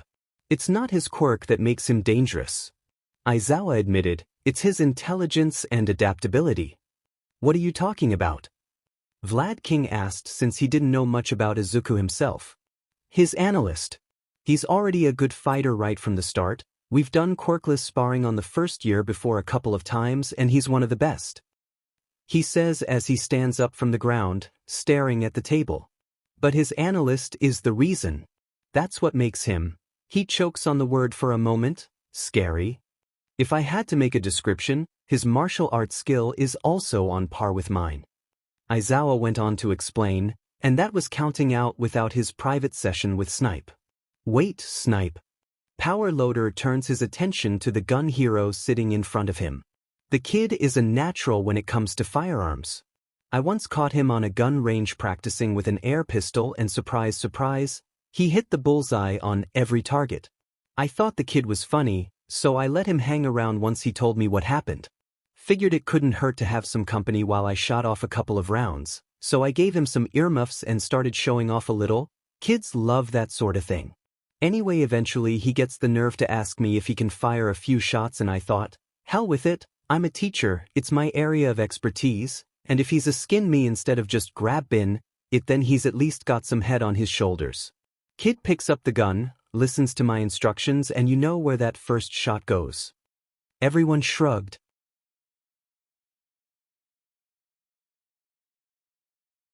Expecting some grand end to this tale, not expecting to see Snipe lean back and bark a laugh up, pointing his finger in a gun manner and aiming it at the wall. He aimed at a small hole center at the practice target paper on each one. 6 bullets are entering the hole perfectly without missing an inch. Snipe spoke with great admiration. Truth be told, had the kid entered the second year, I would have wanted to take him under my wing and offered him an internship to be my sidekick. I probably would have offered him a spot at my agency after graduation. So what you're saying is that UA had made him into the ultimate quirkless hero who's proficient with firearms and expert in hand-to-hand combat, multilingual in at least 7 different languages, not to mention that he has a high level of intelligence, able to analyze a hero's quirk in less than a minute to figure out their weakness, and he's completely adaptable with fighting and concealment. Ectoplasm mentions each point, trying to grasp the reality of their situation. And we painted him to be the UA traitor, and he's out for BLD for his classmate for being pushed to his limits. Power Loader added. The rest of the teacher groans, knowing that they might as well push the kid off to the path of villainy, knowing that this whole mess is started because they blindingly trusted Aizawa's class in the first place. They shouldn't have jumped the gun so quickly. They should have found some way to prove the kid's involvement is true or not. Smooth move, boys. Midnight speaks in sarcasm. Tsukachi then receives a call from his subordinates and he picks up his phone to listen to the call. The detective then listened to it before his face turned into a dreaded look as everyone saw it, wondering what news the detective heard at the end of the call that managed him to make that kind of face. Okay, thanks. Tsukachi ends the call before turning his attention to the rest of them. I just got off the phone with my subordinates asking some questions with the head jailer of Tartarus. Turns out, Midoriya does have a few enemies while inside of Tartarus. Enemies? Toshinori took notice of the mention of enemies, which is more than one. The kid is a former student of the prestigious hero school in Japan, and we put him with tons of criminals. You do the math. Tsukachi quipped. Turns out, the kid always gets into a fight with the other inmates and gets sent into the infirmary 3 times in just the first month. Tsukachi reported and noticed the discomfort look on the other teachers' faces. Midoriya always gets into the fight until the second month, where someone stood up for the kid and the kid retaliates and fought back with the other inmates instead. So who's this mysterious savior of his? Snipe asked, wondering about the identity. I think you all knew him. Tsukachi showed the name of the prisoners' list of Midoriya's cell wing. And their cell was right next to each other. Everyone looks at the paper consisting of the prisoner's name and inmate number with the number of each prisoner's cell number, and they find Midoriya's name with the number 34, and they recognize his neighbor in the cell 33. 𝐒𝐭𝐚𝐲 𝐔𝐩𝐢𝐲, aka the hero killer Stain. Tsukachi sits inside an interrogation room of Tartarus prison while waiting for the guards to bring one of the inmates to have a conjugal visit with him. The detective seems to act all restless with the situation, especially since he's about to have a live audience, the infamous hero killer himself. He knows that right now, he seems to be at a dead end with the Izuku Midoriya case itself, but now, he seems to at his end, and the only person who could provide him with such information happens to be the man whose they wanted to keep far away from the population. The door is opened and two guards come in carrying the infamous hero killer on his prison jumpsuit while his hands and legs are being cuffed. Soon the guards sat him up in the chair and cuffed his legs on the floor and his hands on the table so that he couldn't move away. Once the preparation is finished, the guard decides to leave him to have a private conversation with Tsukachi. "Do I know you?" Stain asked, trying to break the silence between them. "No, you don't." Tsukachi spoke in his professional tone. "My name is Detective Tsukachi from the Mizudafu Police Department. I'm here to ask you for information about a certain inmate." Stain walks into his seat with a soft chuckle, almost like he figured out the reason why the detective is here to see him. "And let me take a wild guess. That same inmate happens to be Izuku Midoriya, correct?" Stain replied, causing Tsukachi to break off from his professional mask. "I know why you came here. Now tell me, detective, how does it feel to know that a bunch of brats is a reason why you have a loose killer in the city?"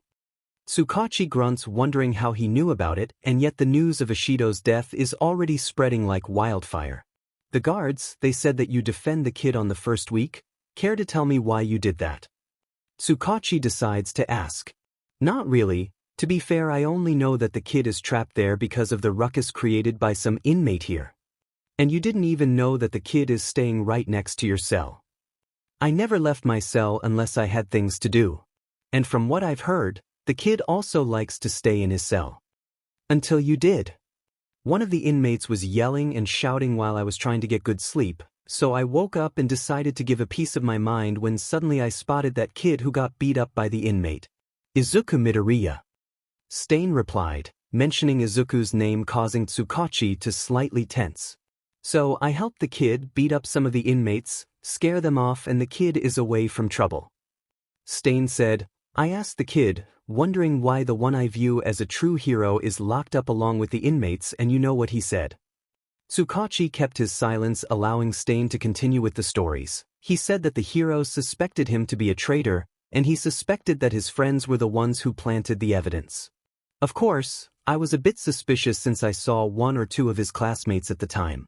But when he starts to tell me about it, explains to me about their behavior the last time he saw them, the more I believe that this kid is framed. And you never bothered to tell the guards about it.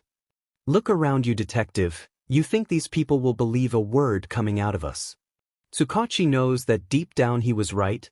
None of the inmates would even bother to believe except for him who had a lie detector quirk. So I talk with the kid, and he starts to tell me that his life is filled with nothing more but suffering and futility. I didn't talk, just listened to the boy kept rambling and talking about how he started to lose his faith in the heroes, with your system. So I offered the kid my assistance. You'll also like Nizu-sensei Most Wanted. Assassination Classroom 𝗵𝗃 Nizu-sensei Most Wanted. Assassination CL9K1K when a mysterious creature sends a rocket to the moon and made it explode and into a permanent crescent. The students of Class 1A of UA find themselves confronted with Let the Hunt Begin UA Hero/Villain Civil War Practice Game by 𝗵𝗃 Let the Hunt Begin UA Hero/Villain Civil War 2 𝗵4K What happens when after the USJ attack the teachers discuss the possibility of a traitor in UA and find Izuku. Not books What happens when the class thinks he was a 𝗬𝗏𝗄𝐿 I'm not Deku anymore. By 𝗵𝗃 Call Me Usagi. I'm not Deku anymore. 2K3K Izuku Midoriya was one of the students that were participate into Civil War game that Nizu came up with. However, Izuku was chosen to be the villain. Needless to say that 𝗵𝘃𝗧𝗏 villain Izuku by Chimera-Garian 𝗵𝘃𝗧𝗏 villain Izuku Midoriya had enough from life. He was ignored by everyone, even his family. One fateful night the boy was by a villain. The villain lead him to his 𝗵𝘃𝗧𝗏 and the assassin hero. By Auli Persona 125 Assassin Hero. 𝗂𝗄𝗃 Midoriya is an assassin. An assassin from Class 3E, of course. He's gotten into UA and is in Class 1A. Now all that's left to do is to occasionally do some missions for 𝐭𝐜 Silent Death by Cloudy X Autumn Silent Death K6K, end quote. Life is full of surprises, like I never expected to be a villain, but here we are. End quote. Izuku Midoriya, quirk, Reaper status, #1 villain. Things were going G, what do you mean assistance? Tsukachi asked. The kid had a drive. And he starts saying that the first thing he wants to do is to get revenge on his class. I thought that he wanted to expose them for who they are, but it's much more than that. The kid, he wants me to teach him everything I know about fighting. Tsukachi starts to sweat despite the air conditioner in the room is working perfectly. His sweat starts to drip from his forehead, dreading to know. I was once against it, not liking the fact I had to share my knowledge with some random kid that I happened to like, but then I saw in his eyes the drive, the hatred, the conviction that's deep into his eyes. It's almost like a strong steel waiting to be forged into a weapon. So I grabbed the hammer and started to forge it into a weapon. You expect us to believe that you would teach a 15-year-old kid how to become a cold-blooded vigilante. To teach everything you know about combat and everything. Tsukachi slammed his desk, refusing to believe it despite his quirk telling that Stain has been telling the truth. Oh, not a vigilante detective. The kid itself is already a natural. Everything that I have learned in all these years, he absorbed like a sponge in almost 6 months. What I taught him at that time, let's just say that I gave him a gold star in assassination. You're mad. Tsukachi spats. Am I? You're a known detective with a lie detector quirk. Are you telling me that you didn't hear about the bullshit that you heard from your office or the society daily? Society is now filled with too many lies and bullshit. Just like how a child can easily lie to a parent, those fake heroes they called his class can easily lie to their teacher into believing that boy is the actual traitor. Stain counters with a sense of anger. But that doesn't mean I didn't know what I was creating. After all, you ignorant heroes are the main reason why that kid is now on the loose, because of the corrupt foundation that you people have been building on. Stain said, ending the conversation as he started to get up and called the guards to bring him back to his cell, leaving a stunned Tsukachi on the table. Izuku stood on the rooftop of an agency while admiring the view of the city. He stood tall, wearing a dark green bomber jacket with a black shirt underneath. In his right hand, he carries a metal briefcase before he opens it, showing a Barrett Model 98 Bravo sniper rifle. He took his position on the building and aimed his rifle at an apartment building. Using a thermal image scope, he aims at the apartment building in front of him and uses the thermal function to determine his target on the apartment building before he sees a person coming in from the apartment. He opened his phone, pressed a button call on his phone, and returned his eyes to the scope. He watches as the target comes into the kitchen to drop off their belongings, heads to the living room, and heads to the telephone before picking it up. Hello. The caller's voice rings through Izuku's ear from his phone, and Izuku pulls the trigger. Bang! The shot pierces right through the glass window, hits the target, and drops to the floor. Izuku then cleared off the area before he placed his rifle back into the case and walked away from the rooftop, clearing all of the evidence that he was ever there. Katsuki woke up in the dorm looking all tired and battered up, unable to sleep. After their plan gets discovered by that plain-faced detective along with the hobo teacher, all of them aren't allowed to stay in the school any longer since they were such a disgrace according to what that hobo teacher has to say. None of them can enjoy their day as usual, as now they were being ostracized by the whole teacher staff. He had no idea if the teachers had already told the whole school or not, but that doesn't change the fact that their life is turned into a pile of SHT, all because of that Deku. He pushed himself into walking a second later, intending to go downstairs and find something to eat and see how things would go from here and how things would continue to go from bad to worse for him. As he continued to make his way downstairs, he saw a few of his classmates watching the TV news and allowed himself to see what the topic they were talking about right now. His eyes widened a bit when he saw what it was. 𝗵𝗃𝗲𝗂𝗵𝗲 president found dead at her apartment. Her body was found with a bullet hole pierced at her head. What the F? Katsuki muttered under his breath, who gets heard by the others who are watching. Jiryu shushed her to keep quiet as they continued to listen to the news. Detective Tsukachi Naomasa, who is believed to be in charge of the investigation, could not be reached for comment. The reporter announced, "This is a disaster. Ida grimaced. Isn't she the lady we saw when Deku was said to be the traitor?" Uraraka points to the picture of her face on the television. "Quiet, we're trying to listen." Jiryu shushed her. Nor has the Mizutofu Police Department issued a statement on the matter, but it is believed that this mysterious gunman is responsible for the death of MDM president of the HPSC, as people began to call this mysterious gunman the Ghost Killer. The reporter shows a picture of her before she was found dead. A witness in the area reported seeing the gunman with a green hair on the rooftop resembles Izuku Midoriya, the said traitor of UA. The question under investigation today is, was former UA hero student Izuku Midoriya responsible for her death and the rumored ghost killer? Not wanting to hear the news any longer, Shoto, who's the closest to the remote, turns off the television right away as the rest of the class who's on the first floor watches with grimace in their face. Muted gasps are heard around the room.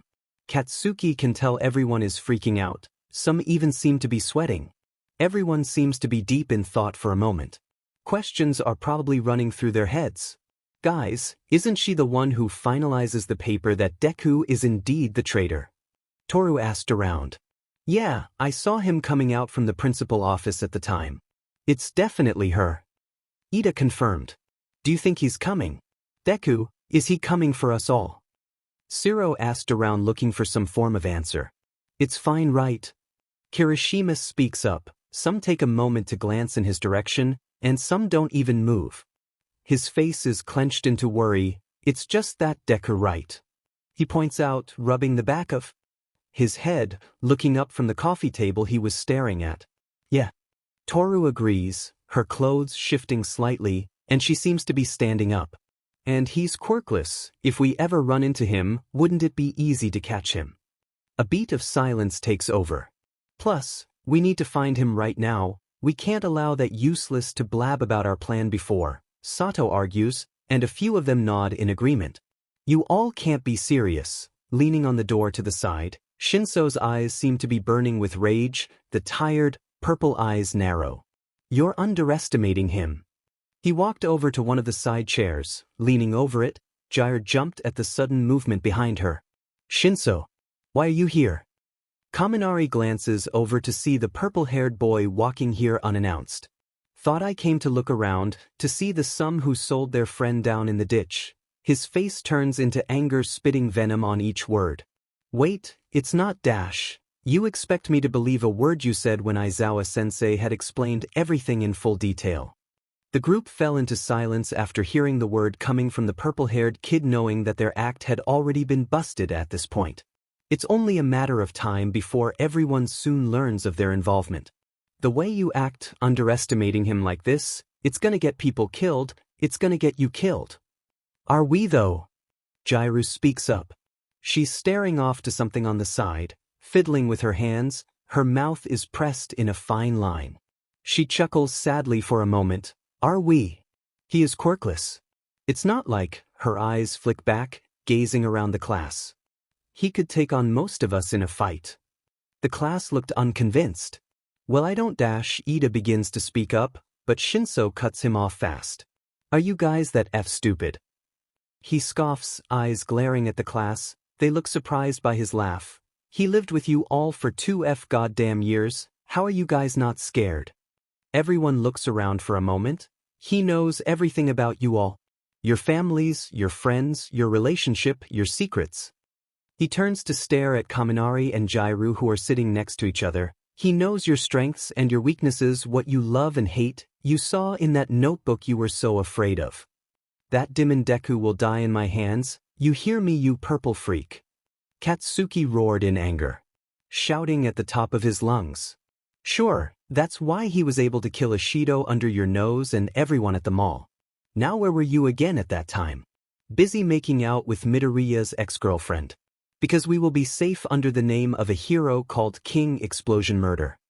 Shinso scoffs, causing Katsuki to jump at him, trying to land a right hook only to get stopped by Sato, who jumps and captures him in a bear hug. Let go of me, you big lips. I need to teach that mind freak a lesson. Katsuki grunts, thrashing himself, trying to let himself go, but Sato doesn't budge or let go.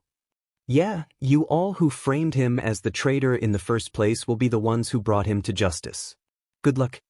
Shinso scoffs at his remark before he slowly walks away, leaving the dorm. Nizu and the rest of the staff gathered at the teacher's office after hearing about the death of the HPSC president. None seemed to have anything to say since they knew what that was all about. This was nothing but a message. Izuku's expulsion letter was being signed not only by Principal Nizu but also by the HPSC to fully terminate Izuku Midoriya's hero license at the time. And now, she's the first one to go other than Ishido. This is a mess, Mike said, his voice lacking his usual power. Understatement of the century. Midnight replied, now the old bat that signed the death of his reputation is buried 6 feet under.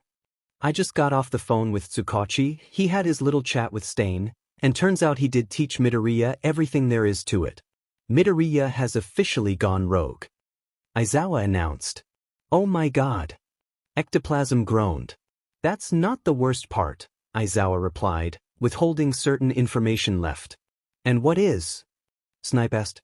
Turns out, a day after Izuku Midoriya escaped Tartarus, a local gun store in Chiba got robbed. Almost a quarter of the store items got robbed, including a particular rifle. Let me guess, Barrett Model 98 Bravo. 𝗧𝗵𝗲 guessed. That's correct. How? Aizawa looks around wondering if 𝗧𝗵𝗲 had any idea of it. It matches with the ballistic that the police found on her corpse. That's the only rifle that I know in Japan that matches with the bullet. 𝗧𝗵𝗲 replied, what else is missing in there? A couple of boxes of ammo for the rifle, half a dozen pistols with all of the clips matches. Body armor, hunting knife, flash grenades, smoke grenades, incendiary grenades, holster for the sidearms, silencers, binoculars, thermal image, night scope, bear trap, tripwire. Everything he needed to hunt people on day and night or to start a small-scale war. Aizawa replied with an exhausted tone. My boy, Toshinori muttered under his breath, looking all guilty knowing that this was his fault. Had he believed in his successor and stayed by his side, then none of those people would have died. Midnight quickly interjects, so what should we do? We just can't sit around. She comments, looking at the others for help on the matter. Hide the families, hide the UA students, lock down the whole school, go on a whole search for him, Vlad King says, growling. I still don't believe we should be so scared of a quirkless kid. A quirkless kid with Stain training him. Midnight yells out, staring down Vlad. Oh, we don't know that. Vlad counters, so he's a former hero, big deal, we can easily capture him. You're skipping over a huge word there. And what's that? Former. Aizawa spoke up, to which everyone turned to him, former hero. Former UA student. Former one for all user. Out of everyone we ever face, he's probably the most dangerous opponent we ever will face in our careers. Hizashi went to ask, why is that so? The kid is a natural prodigy.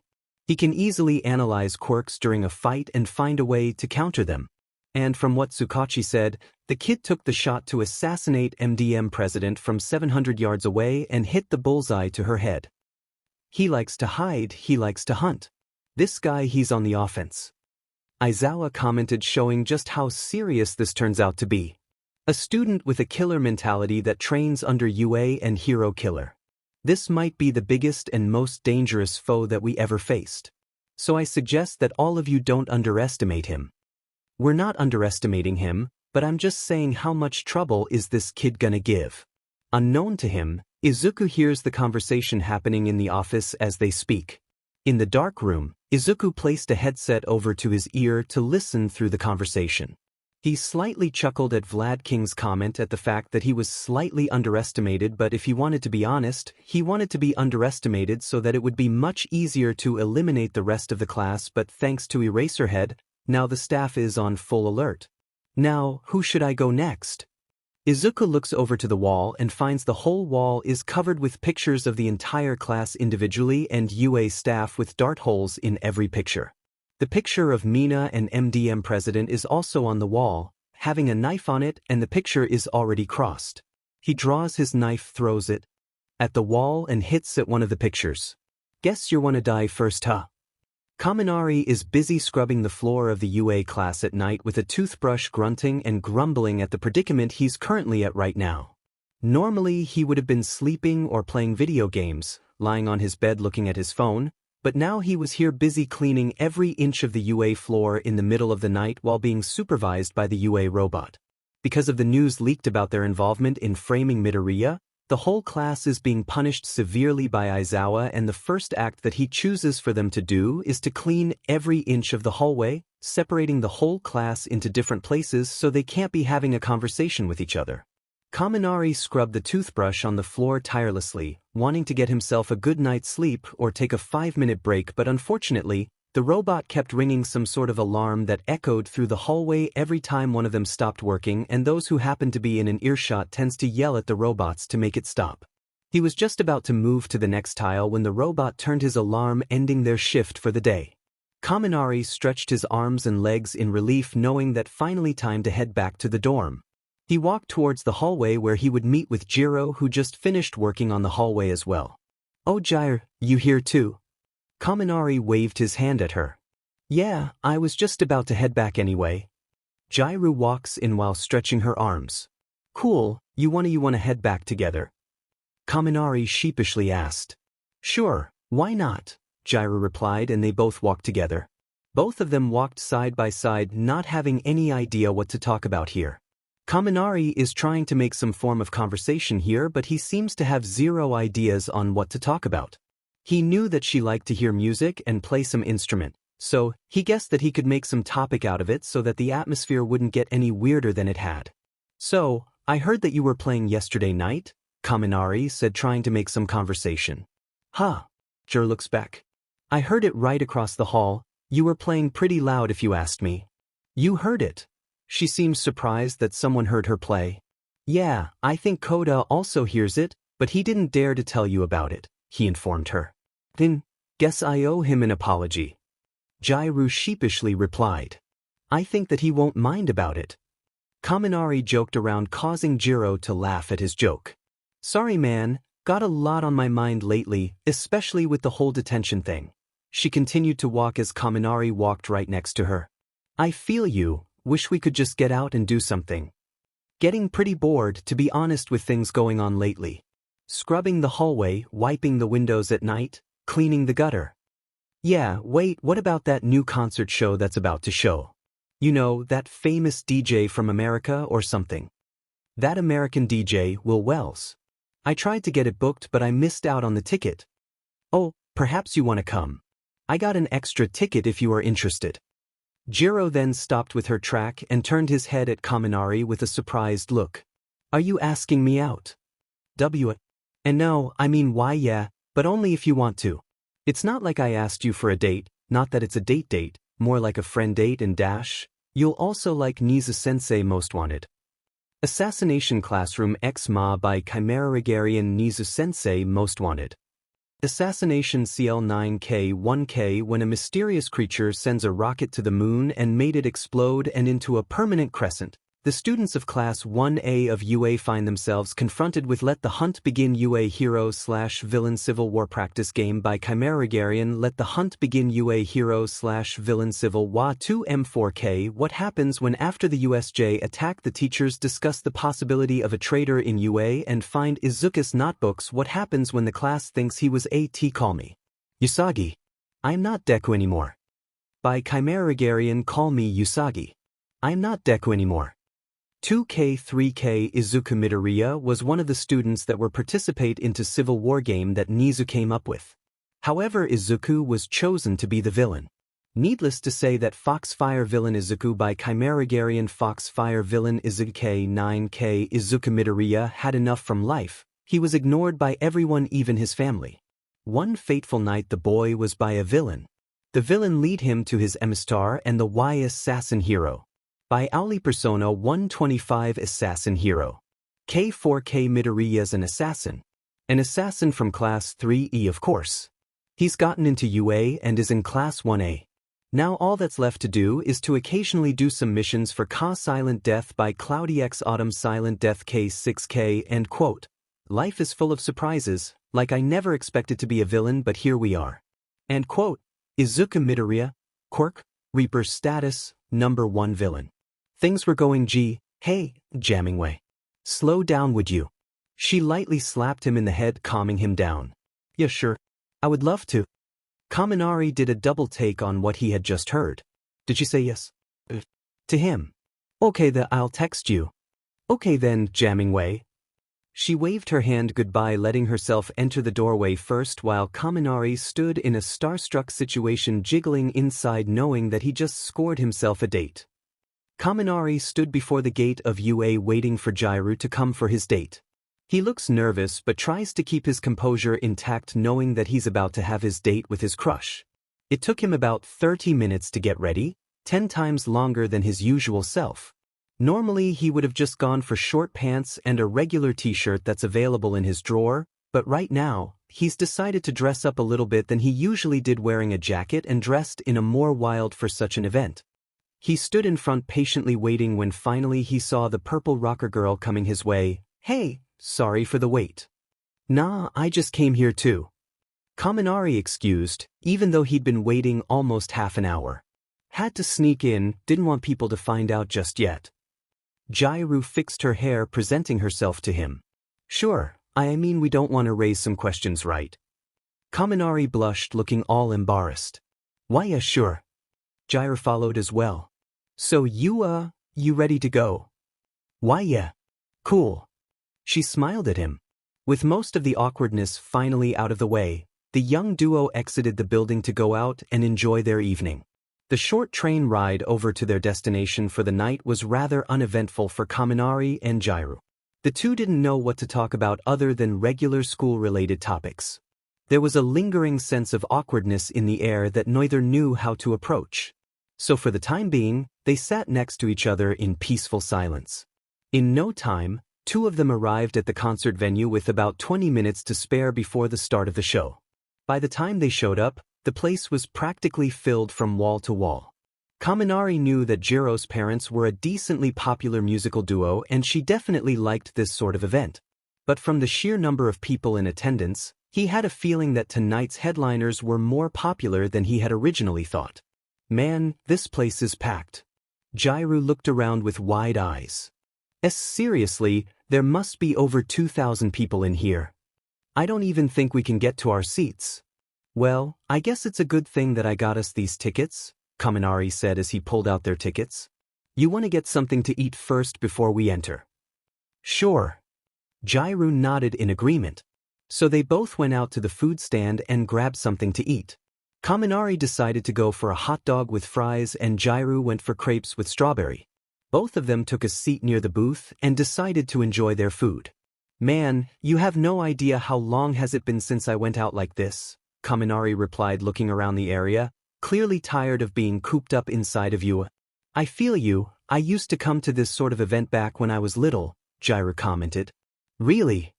Yeah, my folks were musicians, so we tend to go on rock concert tours a couple of times. Wow, so you tend to travel around the world? Not yet, just a couple of places around Japan. But it's sort of fun, meeting new people, traveling around, hanging with my parents. But I always want to start my concert show one day, you know, having my name on the banner. Like these people. Kaminari nudges over to the crowd of concert people. Yeah, I mean it's kind of fun to, you know. Going around, I meant I always want to go outside of Japan. J.R.U said. Any preference? Kaminari asked, wanting to know. Maybe New York, America. Always want to go there. J.R.U replied, mentioning her destination. Nice, you should follow your dreams then. Kaminari smiles, causing J.R.U to slowly blush and get noticed by Kaminari. Soon the announcer starts to call out to the guests that the show is about to start, causing J.R.U to suddenly rise from her seat. We should go.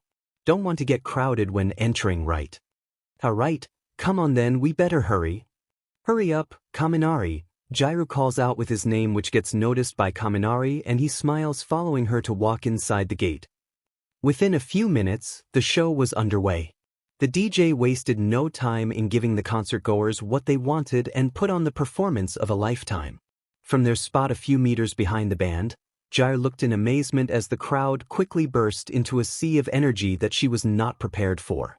As she watched the audience move to the upbeat tempo of the song, 𝗬𝗓 decided that she wanted to join in on the fun. She let the beat of the drum and the riffs of the guitar resonate through her body, feeling her feet begin shifting from side to side. Although she wasn't much of a dancer, 𝗬𝗓 knew enough not to make herself look like a complete idiot. And it didn't take long before the earphone jack girl lost herself in the music. The movement of her feet was quickly mimicked by her hips, and then by her shoulders and arms. A not-so-subtle smile formed on her face. In his mind, Kaminari was enjoying the show. Watching her body move to the beat put the blonde-haired boy in somewhat of a trance. Although it was obvious that 𝗬𝗓 wasn't an expert when it came to dancing, the way she moved like an ever-flowing stream of water was certainly enough to lose focus on his surroundings. That was until he felt his date bump his hip with her own. "It's not fun if I'm the only one embarrassing myself here," 𝗬𝗓 said with a wink and a grin. "I'm not much of a dancer." Kaminari sheepishly waved off, fiddling his thumbs between his fingers, feeling out of his element. "Neither am I. Come on, Kaminari." 𝗬𝗓 giggled before grabbing his hand and pulling him towards her. Onyx's eyes met green, and for a split moment, it felt like the world around them ceased to exist. 𝗬𝗓 took charge and began shifting her hips and shoulders from side to side, much like she had been doing before. Except this time, with every movement she pulled her date along for the ride. Kaminari was understandably nervous at first, but eventually he got with the program. The blonde-haired boy began copying her movements and let their bodies fall into sync. Both 𝗬𝗓 and Kaminari were sporting huge grins as the fast-paced tempo of the music along with the bass of the speakers got the BLD flowing. When the melodic tunes of the song ended, the two of them took a moment to catch their breath. Who knew dancing was so exhausting?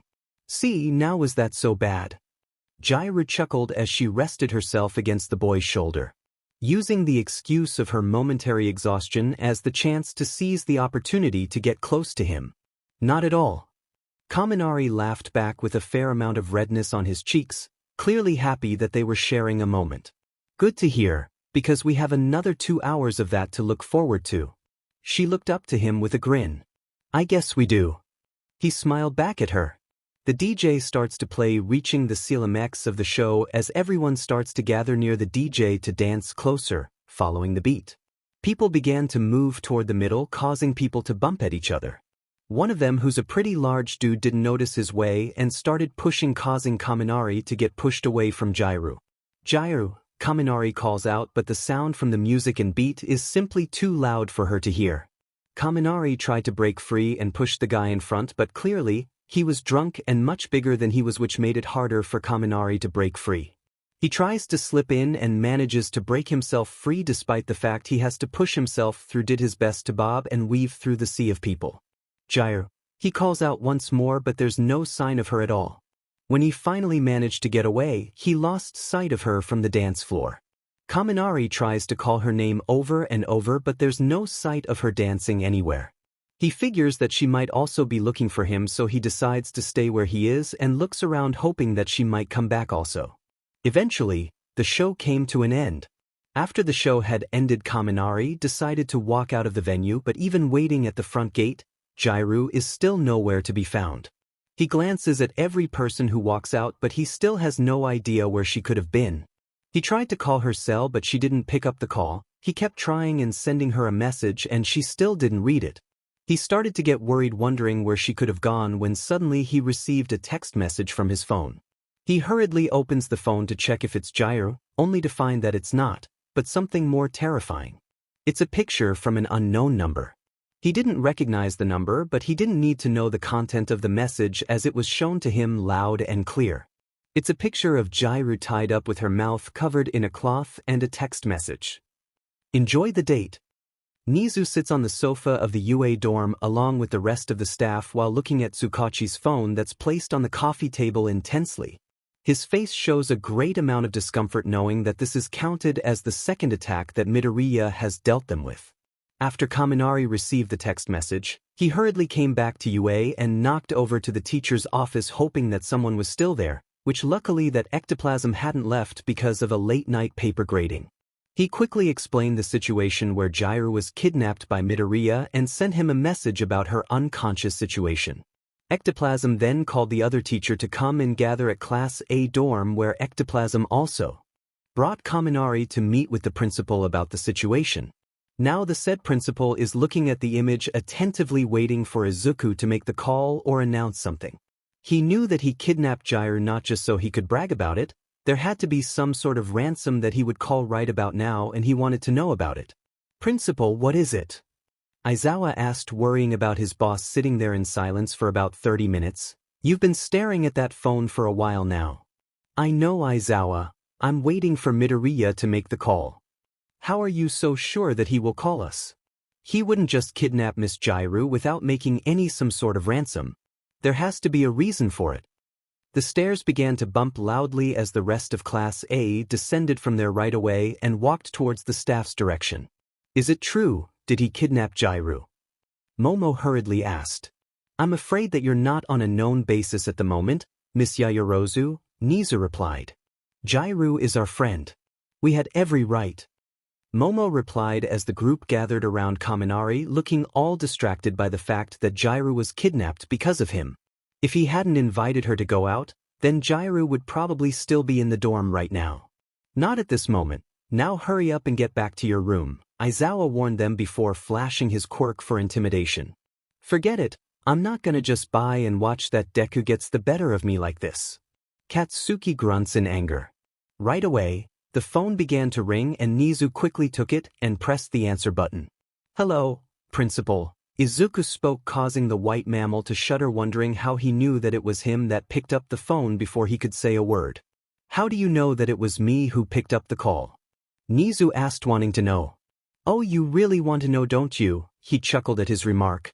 You have to forgive me. I don't like things that are outside of my knowledge. 𝗎𝗎 replied, trying to pry into the matter himself. The frustration must be killing you right now.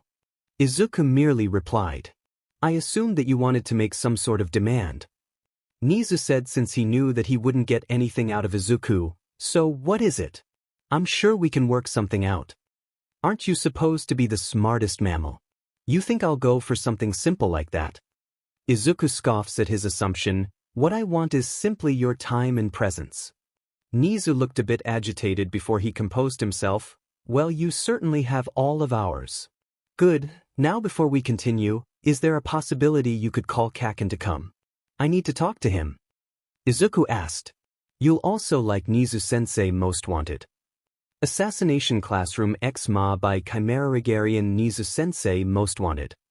Assassination CL9K1K when a mysterious creature sends a rocket to the moon and made it explode and into a permanent crescent. The students of Class 1A of UA find themselves confronted with Let the Hunt Begin UA Hero/Villain Civil War practice game by 𝗓𝗫. Let the Hunt Begin UA Hero/Villain Civil War 2 𝗵𝗃𝗃. What happens when after the USJ attack the teachers discuss the possibility of a traitor in UA and find Izuku's notebooks? What happens when the class thinks he was a call me Usagi.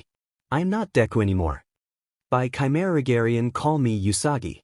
I'm not Deku anymore. 2K 3K Izuku Midoriya was one of the students that were participate into Civil War game that 𝗎𝗎 came up with. However, Izuku was chosen to be the villain. Needless to say that Foxfire villain Izuku by 𝗓𝗫. Foxfire villain Izuku 9K Izuku Midoriya had enough from life. He was ignored by everyone, even his family. One fateful night the boy was by a villain. The villain lead him to his emistar and the assassin hero. By Auli Persona 125 Assassin Hero. K4K Midoriya's an assassin. An assassin from Class 3E, of course. He's gotten into UA and is in Class 1A. Now all that's left to do is to occasionally do some missions for Silent Death by Cloudy X Autumn Silent Death K6K, end quote. Life is full of surprises, like I never expected to be a villain, but here we are. End quote. Izuku Midoriya, quirk, Reaper status, #1 villain.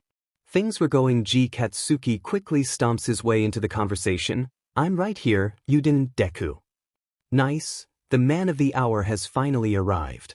Izuku chuckled. Now, how are you feeling right now, Kaken? I'm pissed that you won't simply just stay down and accept your fate, Katsuki replied. Should have taken my advice before entering UA. A few of the staff who overheard the conversation wondered what advice he talking about. Oh, foul words coming from a future hero, is UA didn't teach you any manner at all. Izuku replied, thought you'd be happy and all that I just get rid of one person from reaching your destiny. You killed one of the class and you think I'll be happy? You were sick. Katsuki spits his words like some venom. You know, I could take care of that for you, Izuku offered. Katsuki is somehow able to imagine the usual helpful look on his face. He hated that look. Once upon a time, it made him believe Deku thought him weak when he was just being nice. Katsuki honestly couldn't tell if it was the same now or the opposite. Deku appeared so genuine that Katsuki hesitated. But he didn't like where this was going. What are you talking about, Deku? Come on, Kaken, isn't your dream to be the #1 hero in Japan? To surpass all might and become the best? Izuku said excitedly, people keep telling you that you'll be the best and all, but after coming to UA, can you say that confidently? Katsuki didn't want to say out loud that he was wrong and knew that he was always the best, but evidently, it's not as easy as that. When it comes to academics, he was losing to both Ponytail and Four Eyes. If he's talking in quirk power, half and half is more powerful than he was. In social skills, Shitty Hair is proven to be better. If he's talking about leadership skills, Shitty Hair or Four Eyes had proven themselves to the class. How many people have gone your way ever since you came to UA? One class. The whole first year. You should be happy that Ishido is already gone. One less competition for you before you reach the top like you always wanted to. I'm even willing to bet that with me out of the way, you were happy that you finally managed to get rid of me and prove that you were superior in every way to me, right? Deep down inside, you wanted them all gone. The words coming out of his mouth were so terrible, so out of place, so wrong that Katsuki took an involuntary step back. He'd never done that with Deku before. He always pushed himself forward. The only time he had even come close to this was after the conclusion of their first fight during their combat training simulation at UA. The shock of experiencing Deku's quirk and finding out everything he thought he knew was wrong had thrown him off. This new Deku and his flip between casual and excited threats of violence made Katsuki feel as if he'd been hit by his girlfriend's zero-gravity quirk and he was floating in space with no idea of when he would come down. Cut the CRP, would you? Now what do you want? Katsuki shakes it off, trying to find out why he was looking for him in the first place. I assume that you appointed yourself as the leader of this conversation now.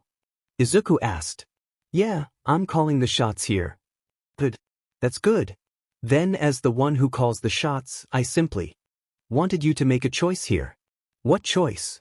We knew that being a hero is simply tough. You had not only to battle villains but also make some tough calls. And here's where we will test that.